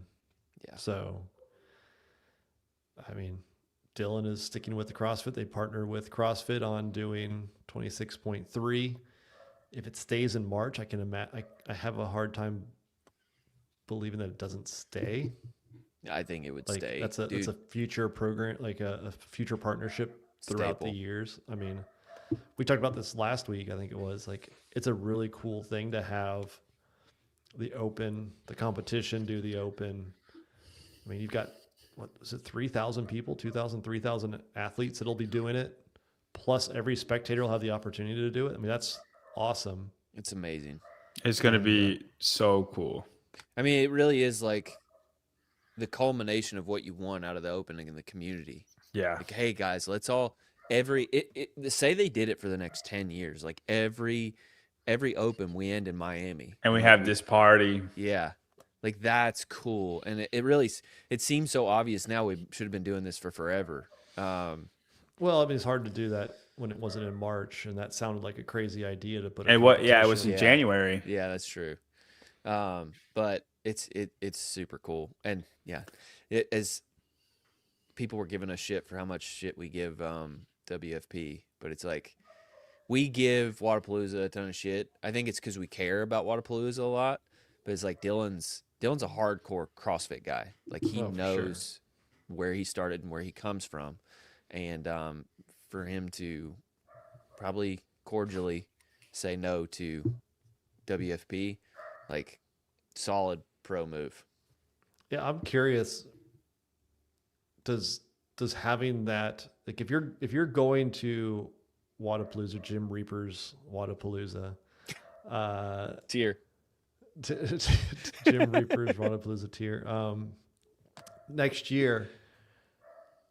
I have to imagine that more people will sign up for the open because they're going to watch a friend or a family member, and they do it. They just haven't signed up in the past. Right. And now it's like, if you can promote that, like make it really big before the open, and all those people that are going there, like, oh yeah, I guess I'll sign up. I'll do the first 2 weeks at my affiliate and then do it in Miami. That'd be cool. Yeah. So cool. October 8th. That's right. Wait, what happened to the 7th? What? What happened to the 7th? Well, it's not a Wednesday. So. It's not a Wednesday. Oh. I actually spoke to them and I said, hey, I know we agreed on October 7th over a year ago, but our show is not then. So if you could be so kind as to move it to October 8th, I would appreciate it. Yeah. My bad. I would have called it the 8th. I forgot. I know we agreed over a year ago that was going to happen, but October 8th, Yeah, that's so it. I tried to get a Move Max shirt. Shipping was $46. I'm not getting a Move Max shirt. How much was this shirt? 35. This would be like $85 for a t-shirt. Better be the best damn T-shirt you ever bought in your entire life. I don't know. I won't get one. This T-shirt's $1,000 right here, so I don't want to hear it. Yeah. I was talking to Dylan. I think he was a little nervous about what the reaction within the community would be of him buying, or him being part of an ownership group and coming out. I was like, dude, I think everybody's gonna like it. Yeah. And reading the comments, like everybody I think is pumped about this. Yeah, it's cool, man. It's all homegrown stuff. Like, why would you be upset about it? I mean, there are like some strategic things that I think about, like Loud and Live is able to handle more burden of overhead. They probably have a deeper pocketbook for big catastrophic issues, Yes. right? Like having to do the barge, or what that was. What was that, 24 2 years ago, 2 Wadapaloozas ago? Having to do that at the last minute. Like they could handle big expenses that pop up out of nowhere. So there might be a little bit less room for error, but I feel like a group that's been part of the community that has competed at Wadapalooza, that really wants this. Less bureaucracy, more ability to do things that are really fun and cool, like different things I think they'd be more open to than a company that's like, hey, bottom line, we've got This is what we're doing. We got to break even. We can't do anything outside the box. Can't take a risk. You have to say tier. You have to say tier. Yeah. I think we should be I'm not very optimistic. And like as a very unwise woman once said, let us not be unburdened by what has been. Okay. Let us be unburdened by what has been. Yes, that one. You're not optimistic? No, I am optimistic. I'm going to be unburdened by what has been and look to the future of what is to come. Man, you're getting very political on us, John. I don't know who said that. It was just an unwise woman. It's on a fortune cookie. It said unwise she's woman. A woman. No, that's why it said unwise woman. It didn't say woman. It said unwise woman. Got it. There's other sayings that were wise woman that I have not said yet. Dear Gym Reapers, if I have one bit of it, I actually have gone both ways on this. The Reaps, as we like to call you. The Reaps. Part of me says don't compel us to say Gym Reapers Wadapalooza. The other half of me says I don't ever want to not say Tier Wadapalooza now. No. I feel compelled to continue to say it's never, like, it's going to take 3 years to wash out of my brain that it's not Tier Wadapalooza. It's not. It's Wadapalooza. Every time. Wadapalooza, sponsored by Gym Reapers. And then my That's brain what it goes, is. Tier. Well, it just give it a year. I will say we'll get out of Tier- it. Give it a year. Tier got a lot out of that partnership, to say the least. Like requiring Tier to be said every single time, like it turned into a running joke. But guess what? Everybody knows Tier now, right? Forever. They pulled out too early, like 3 years. It finally took after 3 years. We were like, fine, we'll just say it. And you know what they say, a very wise woman is you can't produce if you pull out too early. That's true. Who said that? A wise woman. Oh, okay. Wadapalooza presented by Gym Reapers.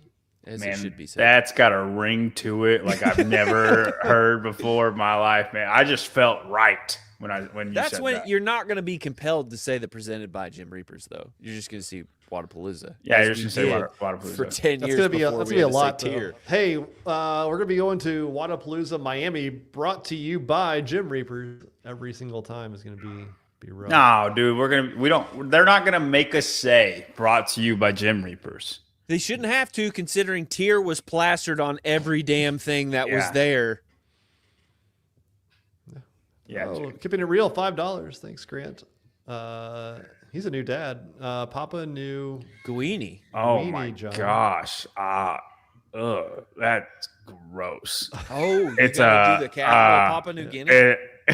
It's a port, and I don't know what What's the it's capital called. of Papua New Hold on. Okay, got it. It's port with an M, and I don't know what it is. Port M, and I don't know. I don't know what it is. I'm pulling. I don't know what it is. I got but it's port. And it starts with an M, and that's all I have. I'm That's sorry. crazy still, though, John. I'm devastated. Port Oh, Moresby. man. I'm sorry. It just didn't come to me. Now I'm like really depressed. That's such a weird country to like think about. The fact that you knew it was port and it started with an M is probably Yeah, probably better than 99 99% Like of everybody else. I was waiting for the word to form in my head, and I didn't. It just didn't. My guess is that of the 384 people watching, nobody got that far. I don't care about those people. I'm gonna go take some Tylenol, man.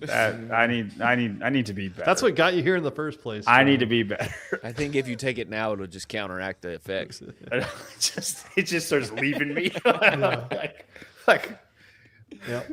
So stay tuned. They did change their YouTube channel, so it's no longer Loud and Live Sports. It is now WZA Sports. So you're still it's the same whole channel, just renamed. But if you have never subscribed or never gone to that channel, now it's at Wadapalooza or WZA Sports. So, Was Waza Sports. So good stuff. You want to do some blind rankings? Let's do it. I'm ready to rank blindly. We're going to do it right after this. We're raising our prices, but not for you. If you're already a member, nothing changes.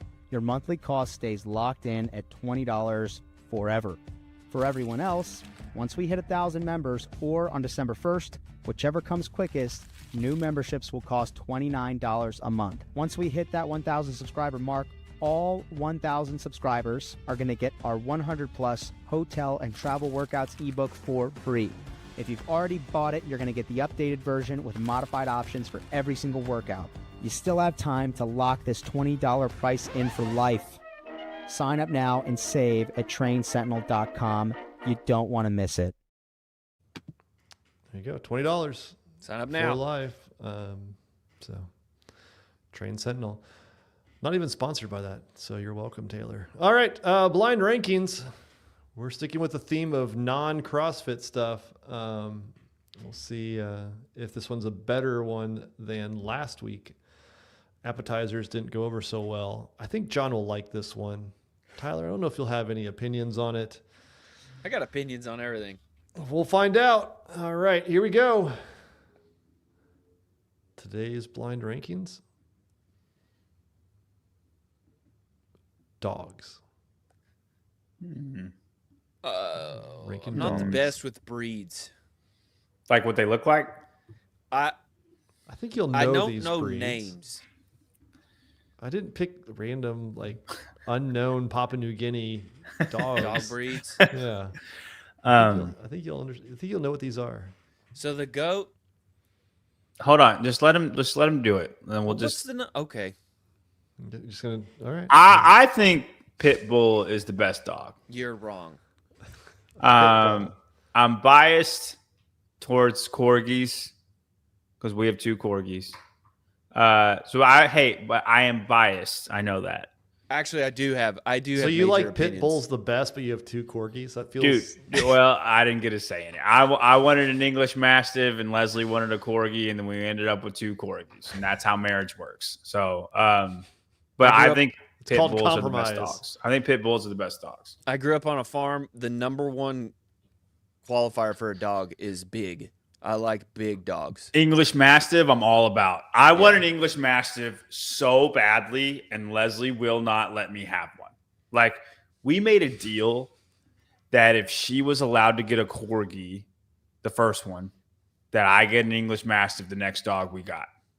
And then 3 years later, we got another corgi. And now she's refrained from her like what we agreed upon. And I'm talking like in our vows agreed upon. Damn. And now I'm never going to get an English Mastiff. It's never going to happen until she dies. So, you know, if she dies before like 50, like I probably just really wanted an English Mastiff. I'll be honest with y'all. So, All right. English Mastiff is not on this list, so keep that in mind, John. All right. But the first one, a Labrador. One. so this is the most popular dog breed, Tyler. This is what like everybody has. Because they're the Not a best Labradoodle. dog. It's not the Labradoodle, though. Just I know, dude. They are That's big enough. They're smart as shit. They're personable. They're Dude, beautiful. I think They a can golden hunt. retriever is better than Labradors. They love everything. Golden retrievers love you so much, and they're just goofy. Like, I think a golden retriever is better than Labrador doesn't make you laugh. A Labrador is basically a Labrador. A Labrador is a good dog. Like he will do what you need him to do as a dog. But a golden retriever, This category is dogs. you can't look at a Rich golden has a retriever. lab. Cool. And Tyler Tyler Yeah. threw, lab. Let's Tyler go. threw the ball to the dog like over and over and over again. When we were I'm talking. telling you, During my L1. but a No, golden we were there retriever, for, you can't not smile. Oh, that dog. Yeah. Sorry, I thought you were talking about Gilligan. I think Gilligan's gone. A corgi, you can't not smile. So where are you putting the Labrador? I say One. 2. I will not budge. I also don't want to budge because, like, We're gonna have to poll the crowd for this one. crowd. All right, we got to poll it. Poll it up. 1 or 2. First We'll one. do an official. Official Yeah, I think poll. we do an official poll. I think. All right, first- what do we do? We just hold First Labrador one, to the first side. first one to 20. You can't do that because that would be cheating. Let's see. Give me a second here. What the hell's going on? 2, 3? Jesus Christ. There we go. I mean, the crowd is spoken spin. I think we just put it at 2. No, let them There, vote. there are a bunch of. Let's see. You only get 2 choices, 1 or 2. Yeah, if you think it's below 2, then just say 2. All right, it's up there. Go to the chat and vote. We're at 22 votes already. I just don't want to be. They are basic, streaming man. in 25 votes. It is basic, John, but it's one of those basic things that's just right. I don't feel as loved as I want to feel with a Labrador. Then you're doing it wrong because Labradors. I'm not doing it. Maybe that's the problem, Tyler. We are at 38, 39 votes. We need to get to 50. We need 50 votes. That would be a majority. We're at 41. I don't want my dog to work for me. I want my dog just to be a Homeward-bound. loving dog. Yeah, homeward bound. There we go. Homeward Bound was a Yeah. golden retriever. though. Uh-huh. Sam was a Yeah. golden retriever. And But then to me, and then what's his other Ace? It's not Ace. Charlie. No, it's not Charlie. The pit bull. He was a pit bull. The other one was Chance. Chance was a pit bull. Chance was a pit bull. We got the answer. Shadow was a 50 golden retriever, and Chance was a pit bull. 54 votes. 63% have picked number 2. All right. God. There we go. There we go. And then the cat, Sassy, was a cat. Sassy, yeah. I'm not about to do cat breeds. I don't Dude, know that, nothing that about movie cats. stresses me out. Dude, Homeward Bound is crazy, man. I can't do it. I can't watch it. It's hard to watch. It's like Air Bud. Dude, Air Bud is the saddest movie of all time. I'm saying I have not, and my parents, if they're like they will attest to this. I have not shed more tears in any movie than Air Bud. I will cry every single time I watch this movie. Marley. I have to very strategically choose when I get to watch this movie.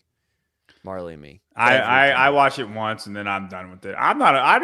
I can't do dog movies because I just know it's gonna get me. You know, I'll watch 1,000,000 people get slaughtered and feel all nothing. dogs go to heaven. The second they tell a dog to go away because they don't want them, and that dog goes like I can't do it. I'm done. I'm in shambles. Number All right. 2. Number 2. Here we go. The English Bulldog. All right, I got to look it up. All right, this is the. What do you mean you have to look up? You don't know what an English Bulldog is? It's the just fat, know ugly bulldogs. one. It's the sporty Beth of dogs. That's mean. Please Oh, don't clip yeah. that. No, I didn't mean that. I didn't mean for that to be as mean as it was.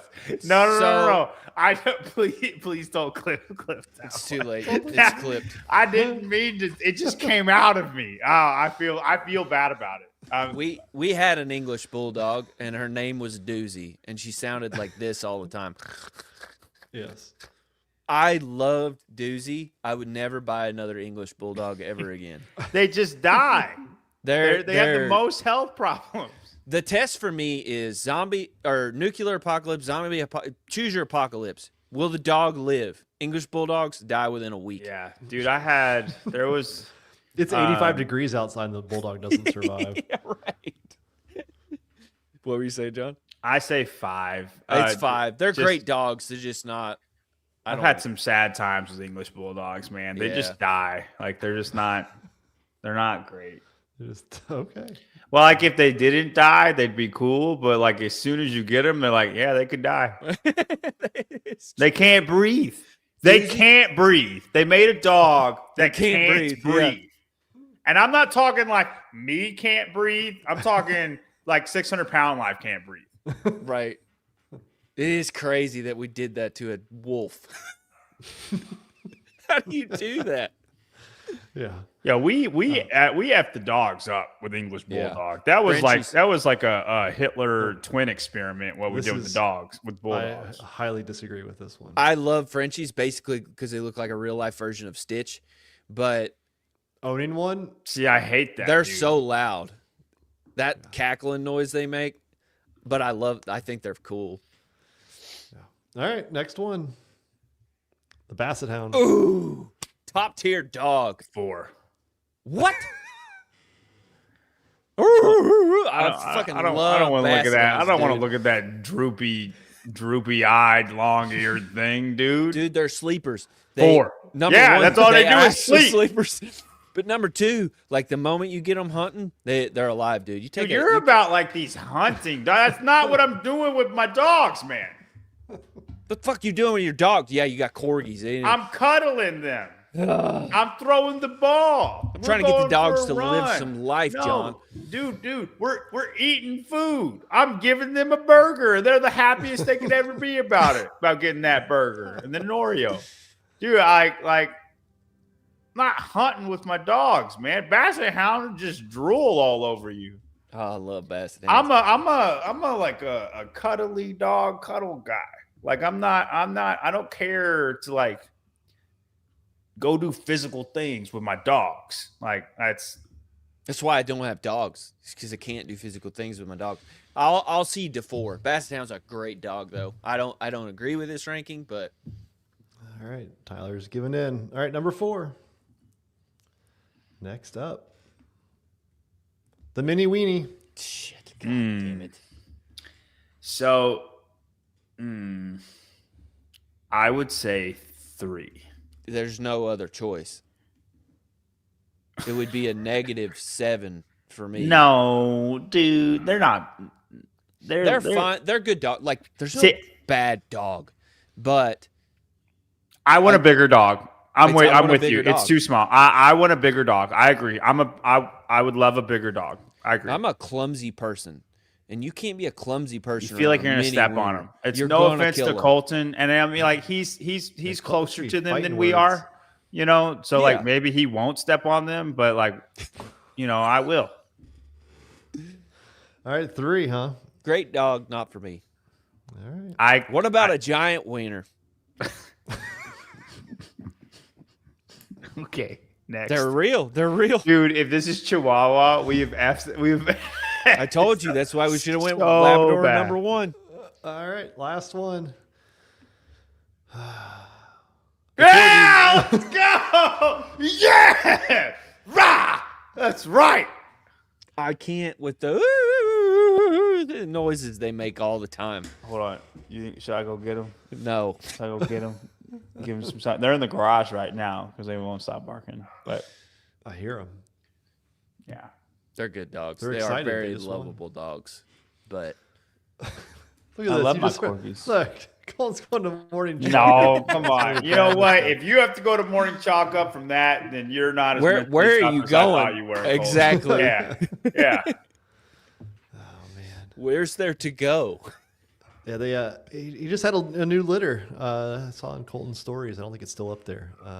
4-week-old mini weenies. I don't know if there's any left. Is there any wiener dogs left, Colton? And where do we go to find them? Are they on his Instagram? He's got a teeny weeny Instagram.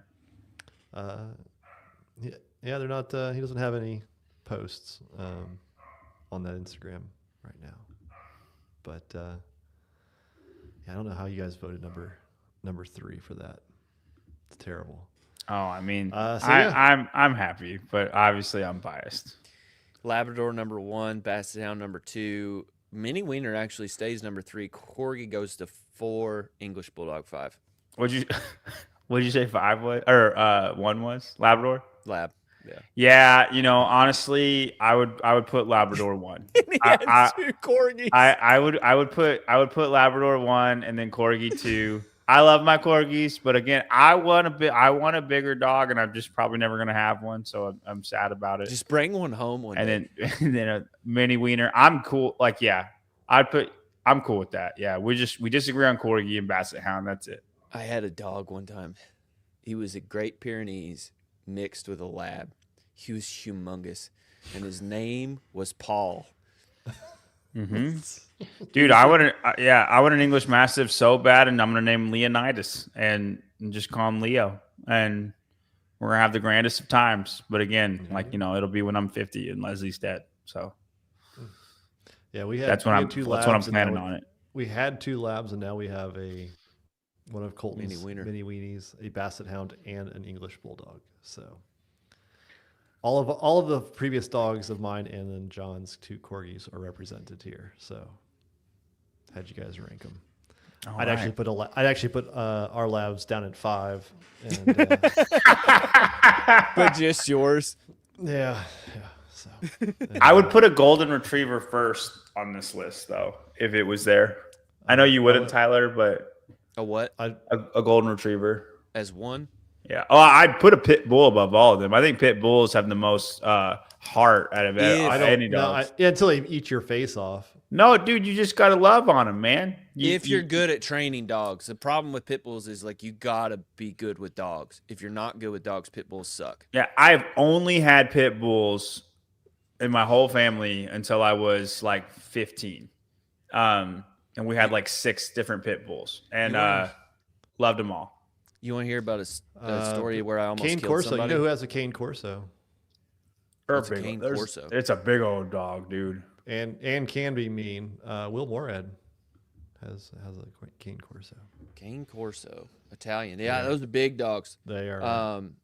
Huge. So one Christmas I went home, and my dad's they live out in the middle of nowhere, but it's a half mile from the house. Our neighbor had passed away, and their grandkids moved in, and they weren't the best of people, kind of druggies. And I was like, they just left this house all locked up. And I saw one day that they took a dog in there and they left it. And I watched that house the whole day, and it was a pit bull. And I watched that house for 2 days, and no one went back. And I broke into that house, and that fucking dog was in there, and it hadn't eaten. Oh. I fucking stole that dog. I called Hiller. I asked the guys. I put it in the text thread, and I was like, "Hey, does anybody want this dog? Because I'm gonna have to do something with it, but it's not going back to the house." And Hiller called me. He was like, "Tell me what you're gonna do with this dog." We ended up finding a home for it, but Hiller was about to drive down from Chicago on Christmas Day and come get that dog. Should have called Kiefer. Well, actually, probably need to call Kyra, and she would have come. Yeah, Kyra would have took him. Yeah. Kiefer would have been like, thanks. Yeah. Don't call Kiefer. You gotta do that without telling Kiefer. I was at the barn near their house, and the guy whose dog that was comes over, and he's like, "Hey, have you seen a dog around here?" I was like, I haven't seen anybody at this house for 3 days. Was there a dog in that house? He's like, "Well, no. I was like, "No, I ain't seen a fucking dog." I come this close to beating the living shit out of that dude. That's crazy. I was so mad. That just makes me sad. I want to address this. I had white friends. I don't know where this is coming from. I just didn't talk Well, I also had black friends, but I did not have white friends. There were like I just wanted to address that. You need to I clear just it up. I Clear just the air. I just didn't talk very good when I moved to Florida. And they made me aware of it. And I wasn't aware of it until then. There you go. There you go. All right, last thing, semifinals. I was hoping we were going to get some information today, but it sounds like we got a little bit later to go, maybe October 8th. Semifinals, we have... You inferred this, man. Go ahead. You never know. So Copa Sewer. So what I found out is the top 3 from Copa Sewer last year have gotten invites to this year's Copa Sewer. And first place at TCB, some other Brazilian competition, not sanctioned with CrossFit. Winners of that this past weekend are also getting automatic invites. We saw just tonight, CRASH Crucible, top man and woman will get an invite to NorCal. How should semifinals field their competitions this year? Like we saw last year, like Mayhem had the invite. You had East and West regions between Syndicate and TFX last year. You had some other geofencing. French Throwdown had their own qualifier. Torian added an extra week to the Open for their qualifier. I think Far East had their own qualifier. Like, it's all over the board. Should there be any consistency? Should they be allowed to do whatever they want? Is it invite only? Like, what should they do? Before John, because I'm sure John has big opinions on this, I sort of liked the chaos for us. I liked that Mayhem had their own invitational.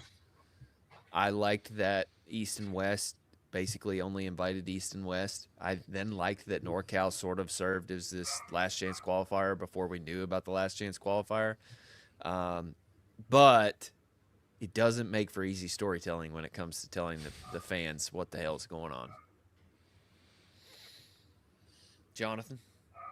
That's my name. Johnny? On the I can't help it. On the birth certificate, it's John. It's not like it's I like giving people their own flavor. I'm big time in favor of that. I think that's a part of making the games. I like that it's kind of the wild, wild west on how to make the games. But if you made it, you did it. You did something to get there, right? And I think it's being uniform to get to semifinals, I think is important. And I think like that should be very simple, right? You have the Open, and then it gets harder with quarterfinals. And then if you're a certain like elite group, then you get to go to in-person events, and they are in-person events. Mm-hmm. And then it's kind of regional-esque. You know, you just kind of go to where you are. There's about 8 of them. And then the top 2 or top 3, depending on where you live, go to the games. So and I don't think that's that complicated. It has to be region-based then? No, but like if you're explaining it to somebody, it's like there's a certain amount within your region, and then you can kind of just pick where you want to go, and then the top 2 or 3 at each competition goes to the games. Like if you're just elevator pitch explaining how to get to the games, I don't think that's all that complicated.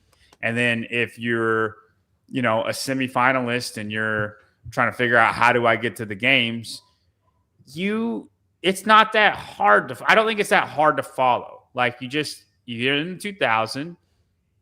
Some have in-person qualifiers. You still have to make the 2000. Anybody can do the online semifinal at the end. This one's invite only. Like they all say it, and like I like that they all have their own flavor. I like that, you know, this one usually F stuff up. This one never programs good. It's always power output galore. This one, all the good people are going to that one, so whoever comes out of that one's probably going to be all right. And then, like, I like that some of them mean less than others. And we don't have trouble talking about it.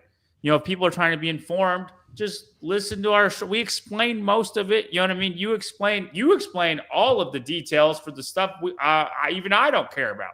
And then the stuff that matters, me and Tyler go to town on it. I don't think it's that hard to understand if the stuff before semifinals is very uniform every time. Does that make sense? And I like choosing your own path to an extent, and then everybody has their own flavor in semifinals. Nobody had a problem with the bowls. Like everybody would get sorted into their own bowl game every year, and no one really had an issue with that, other than like, oh, this team should have gone to the Rose Bowl or not. But yeah, but that's like complete invite. I think. Where he's talking, yeah, go ahead. I see the issue is like how is this going to work if it's not regional based this year? Like if Syndicate's not North America East, and I don't know if it is going to stay that way or not. How do you, if you're an organizer, how do you freaking manage it if, let's say, Wilson and Syndicate Crown's like, all right, top 40 from the quarterfinals in the entire world can come to Syndicate. And somebody in Australia is like, no, I'm just going to go to Torian. And they're like, decline. And then, like, how far back does Wilson have to backfill if it's worldwide based? Right. Why do you think I have to imagine that the Mayhem crew was losing their mind with everybody that backed out. What's that? Why do you think they didn't geolog it? Because as you talk through that, I'm like, oh no, I'm definitely in a geo fenced camp. I think it's to give people as many opportunities as they want, and I think I like that to some degree. I don't like that. Really, it's really tough though, because like if you don't have to designate that before the season, like I liked it in 2017. Where you could go, you could basically like sign up for any, like you just go live somewhere. And I think, was it Invictus guy? Yeah. Went out there, Carmody. Eric Carmody. Eric Carmody went out there and tried to qualify through Asia.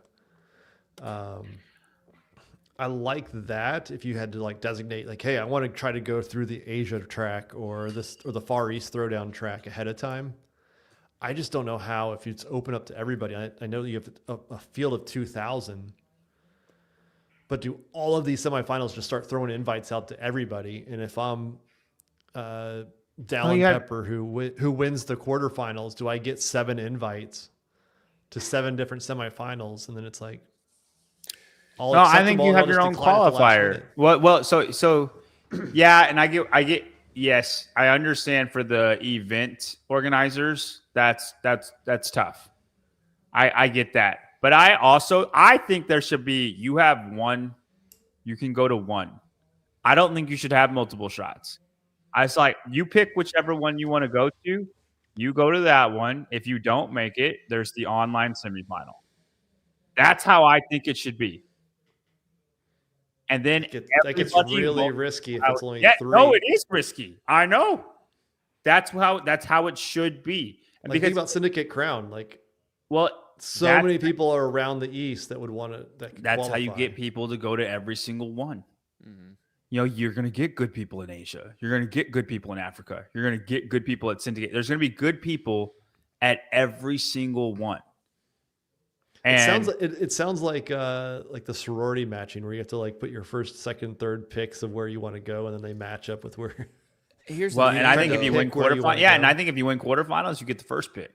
What sucks about that, John, is that it only benefits all the other regions except for our own. Fuck that. I disagree. I hardcore disagree. Look at Mayhem. Look at what happened at Mayhem, and look at Syndicate. How are those fields different? There would be better people at Syndicate if you had that law in place. Because the home athletes would pick first, or that all North America athletes would pick Syndicate? No, more of them. Not everybody that's good would pick Mayhem. they all went to Mayhem was basically a mini games as far as what the field was. And for the men, they all wouldn't do that. Yeah, but then Syndicate would have been different too, because it was after everybody had already qualified. So we have no idea, but like But that was because online semifinals were before. That was because online semifinals were before. Hopper and Dallin would have been at Syndicate. Roman would have been at Syndicate or Mayhem. Roman probably would go to Mayhem, right? But what I'm saying is it disperses all of the good people into every single competition. And like, look, Hopper and James, they're not going to Africa. They're picking whichever one they want to go to. It's probably the closest to them. Like, it's not, you understand what I'm saying? So then why not just geolock it? Because I don't, then you don't get them to get. No, because then the people in the West get screwed because they're going to TFX and their programming is going to be a certain way. So I think you pick which one you want to go to. I think if you win quarterfinals, you get first pick. If you're second in quarterfinals, you get second pick. And that makes it worth so much more. And then it's like, oh my gosh, Dallin and Jeff are going to be at Syndicate. But I don't want to go to Syndicate. Yeah, you wouldn't know though. You wouldn't know unless you do like a live draft. You do, yes. That would be crazy. That would be it. You do. You announce or the semifinals get to draft each player. Yes, after quarterfinals. No, not 2 days. Not semifinals draft. The players get to pick in order. Right, but you don't know the programming. Right, you're not going to know the programming unless you do know the programming. No, I'm saying after quarterfinals. After quarterfinals, you 2 days later, then you're like, guys, at 7 p.m. we're going live, and you're going to make your pick. You got 60 seconds to make your pick where you want to go. Yeah, you get drafted. Hear me out. You get drafted. The semifinals release their programming, but they draft the athletes. No, the semifinals aren't. No, that's and then the athletes pick get the top choose. 20 athletes. It would be no. And different. then you can enter yourself in the transfer portal, but you can only get transferred if somebody from the region you want to go to can transfer out. Nobody would want to. No. Yeah, exactly. NIL's trash. It doesn't work that way. It doesn't work. The transfer portals ruined college sports. What about this? What if we had like, I want to say government sanctioned, HQ sanctioned events, so East and West. But then NorCal also gets one. Like you can put a bid in to run your own semifinal, and HQ can accept or veto those. So it's like it works similar to this year, where it's like you get dibs to go to the geo-locked location, East or West. And then if you don't want to go to those, you can drop out, but you only get one dropout or something like that, right? I'm just thinking like you should be able – I want to keep the geo-lock, but then I also want to give other people the ability to run a semifinal if it's good. Yeah, and you also have to think about you also have to think about Europe, because they have two, right? They're going to have – I would assume if they keep two, one in France, and if it was like last year in Spain. Sure. Right? Like splitting that up, I don't even know how they – think of that from a geo fencing area.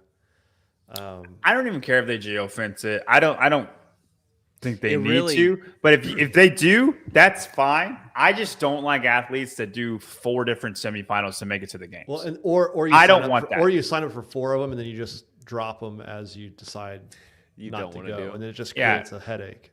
Like the online semifinal should just serve as like, this is your second chance to get in if you didn't make it through that. It's the last one now. Everybody's going to be gone through everything. And then that should pick up anybody that didn't have a good semifinal, right? Or like if a certain semifinal was stacked more than the other. I just wonder if there's a way to last workout of the quarterfinals, you pick and like you enter into whatever one you want to go into as your semifinal or your quarterfinal. You don't like first place gets to have first pick, and then everybody gets to see I don't think that works logistically. It separates into its own leaderboard. Yeah. Oh, that's kind of interesting. Dude, it gets tough. Like Seema's like this combo makes the Games Mountain look logical. It's like, yeah, we just don't know. How does it work with? You have a field of 2,000 people. Legitimately, you probably have 50 people that could make the games. But how do you give them an opportunity to qualify? You can't throw all 50 into one semifinal and then say, that's all you got. Right. You know, so if you have Adler, Dallin, Jason, Roman, Austin, and they have to go to Syndicate, and they can only go to Syndicate or they have to go to the online piece after that, only 2 or 3 qualify out of Syndicate. And then you look over at, you know, one of the other European ones that doesn't have as much, or NorCal, and you're like, what the hell? There's like nobody there. Right? Like, I don't know how you manage this if it's not, it's going to be crazy trying to manage all of that from a worldwide perspective. Because if I'm Wilson, I go, all right, top 30, you're all invited. Yeah. Or top 40 or whatever you want to invite. How do you even manage that? I know it was frustrating. Well, think about how many times people would say yes, no. And then pull out, yeah. Right? So you go through and say, all right, well, I got 10 of the 30 that I got invited are going to come here. Right? Send out next invites. Try to find them next. I got 10 more. Send out another set of invites. Oh, and you're getting that from, if you're the top 35th athlete in the world, you're getting that from everybody then. How many weeks does semifinal span? We don't know. It said April through Unlimited. June. April through June. Okay, so a fair amount. So So going back to what I liked the regionals thing was where it was like you were going here. That's it. And like it created this whole mystique of like the East. I'm going to Asia. Do it, man. And then if somebody else goes to Asia, they do. It created this whole mystique of like, well, the East, the Central East was like the best region, but there was an issue where it's like some people from the East probably should have gone to the games, but they didn't because they only qualified a certain amount of events. So you put the geo-locked regions early, right? You run East-West pretty early, week 1 or week 2, same thing in Europe. And then after that, that's Asia, where Africa. the independent events can be like, you can backfill to this.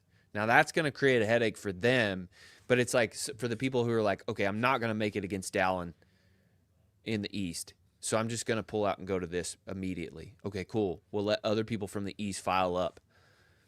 Does that make sense? yeah, I'm just trying to think through how difficult that would be to manage.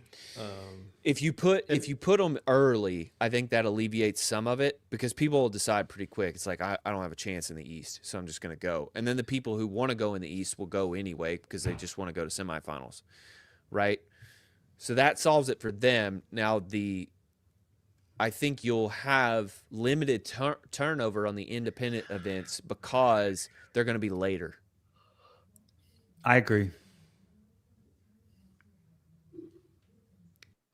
Theoretically. Probably, yeah, exactly. We don't know how it would actually play out. Yeah, I'm really curious to see how this all plays out. If it's, I think CrossFit will probably give them free reign again, because obviously if Copa's inviting who they want, NorCal's able to invite somebody from Crash. It sounds like it's going to be up to the discretion of the competition, which I think I'm in agreement with John. Like, it's probably okay that way. I just don't know how they manage it if you don't geo-lock it, and how it's going to be in these regions that are super strong. Right.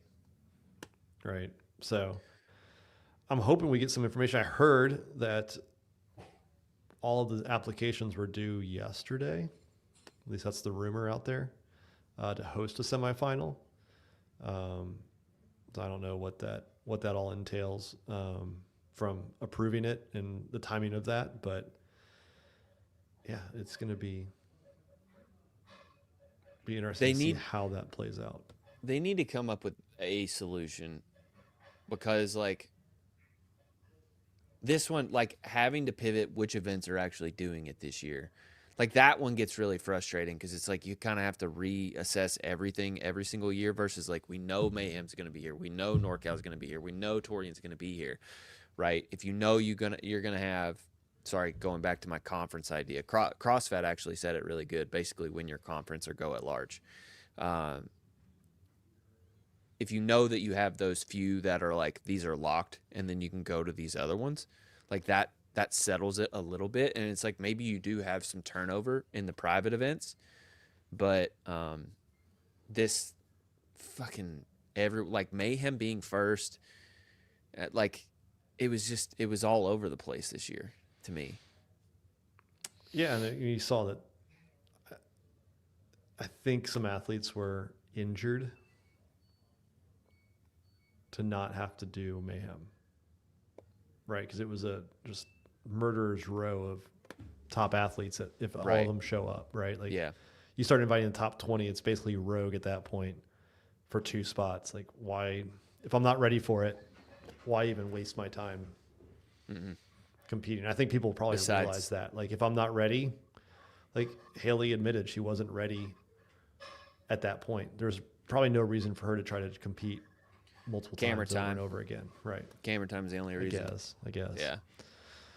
So, or you could ask Luke Parker and just go to 6 of them and not do anything. Exactly. Or Hannah Black. So, that's it.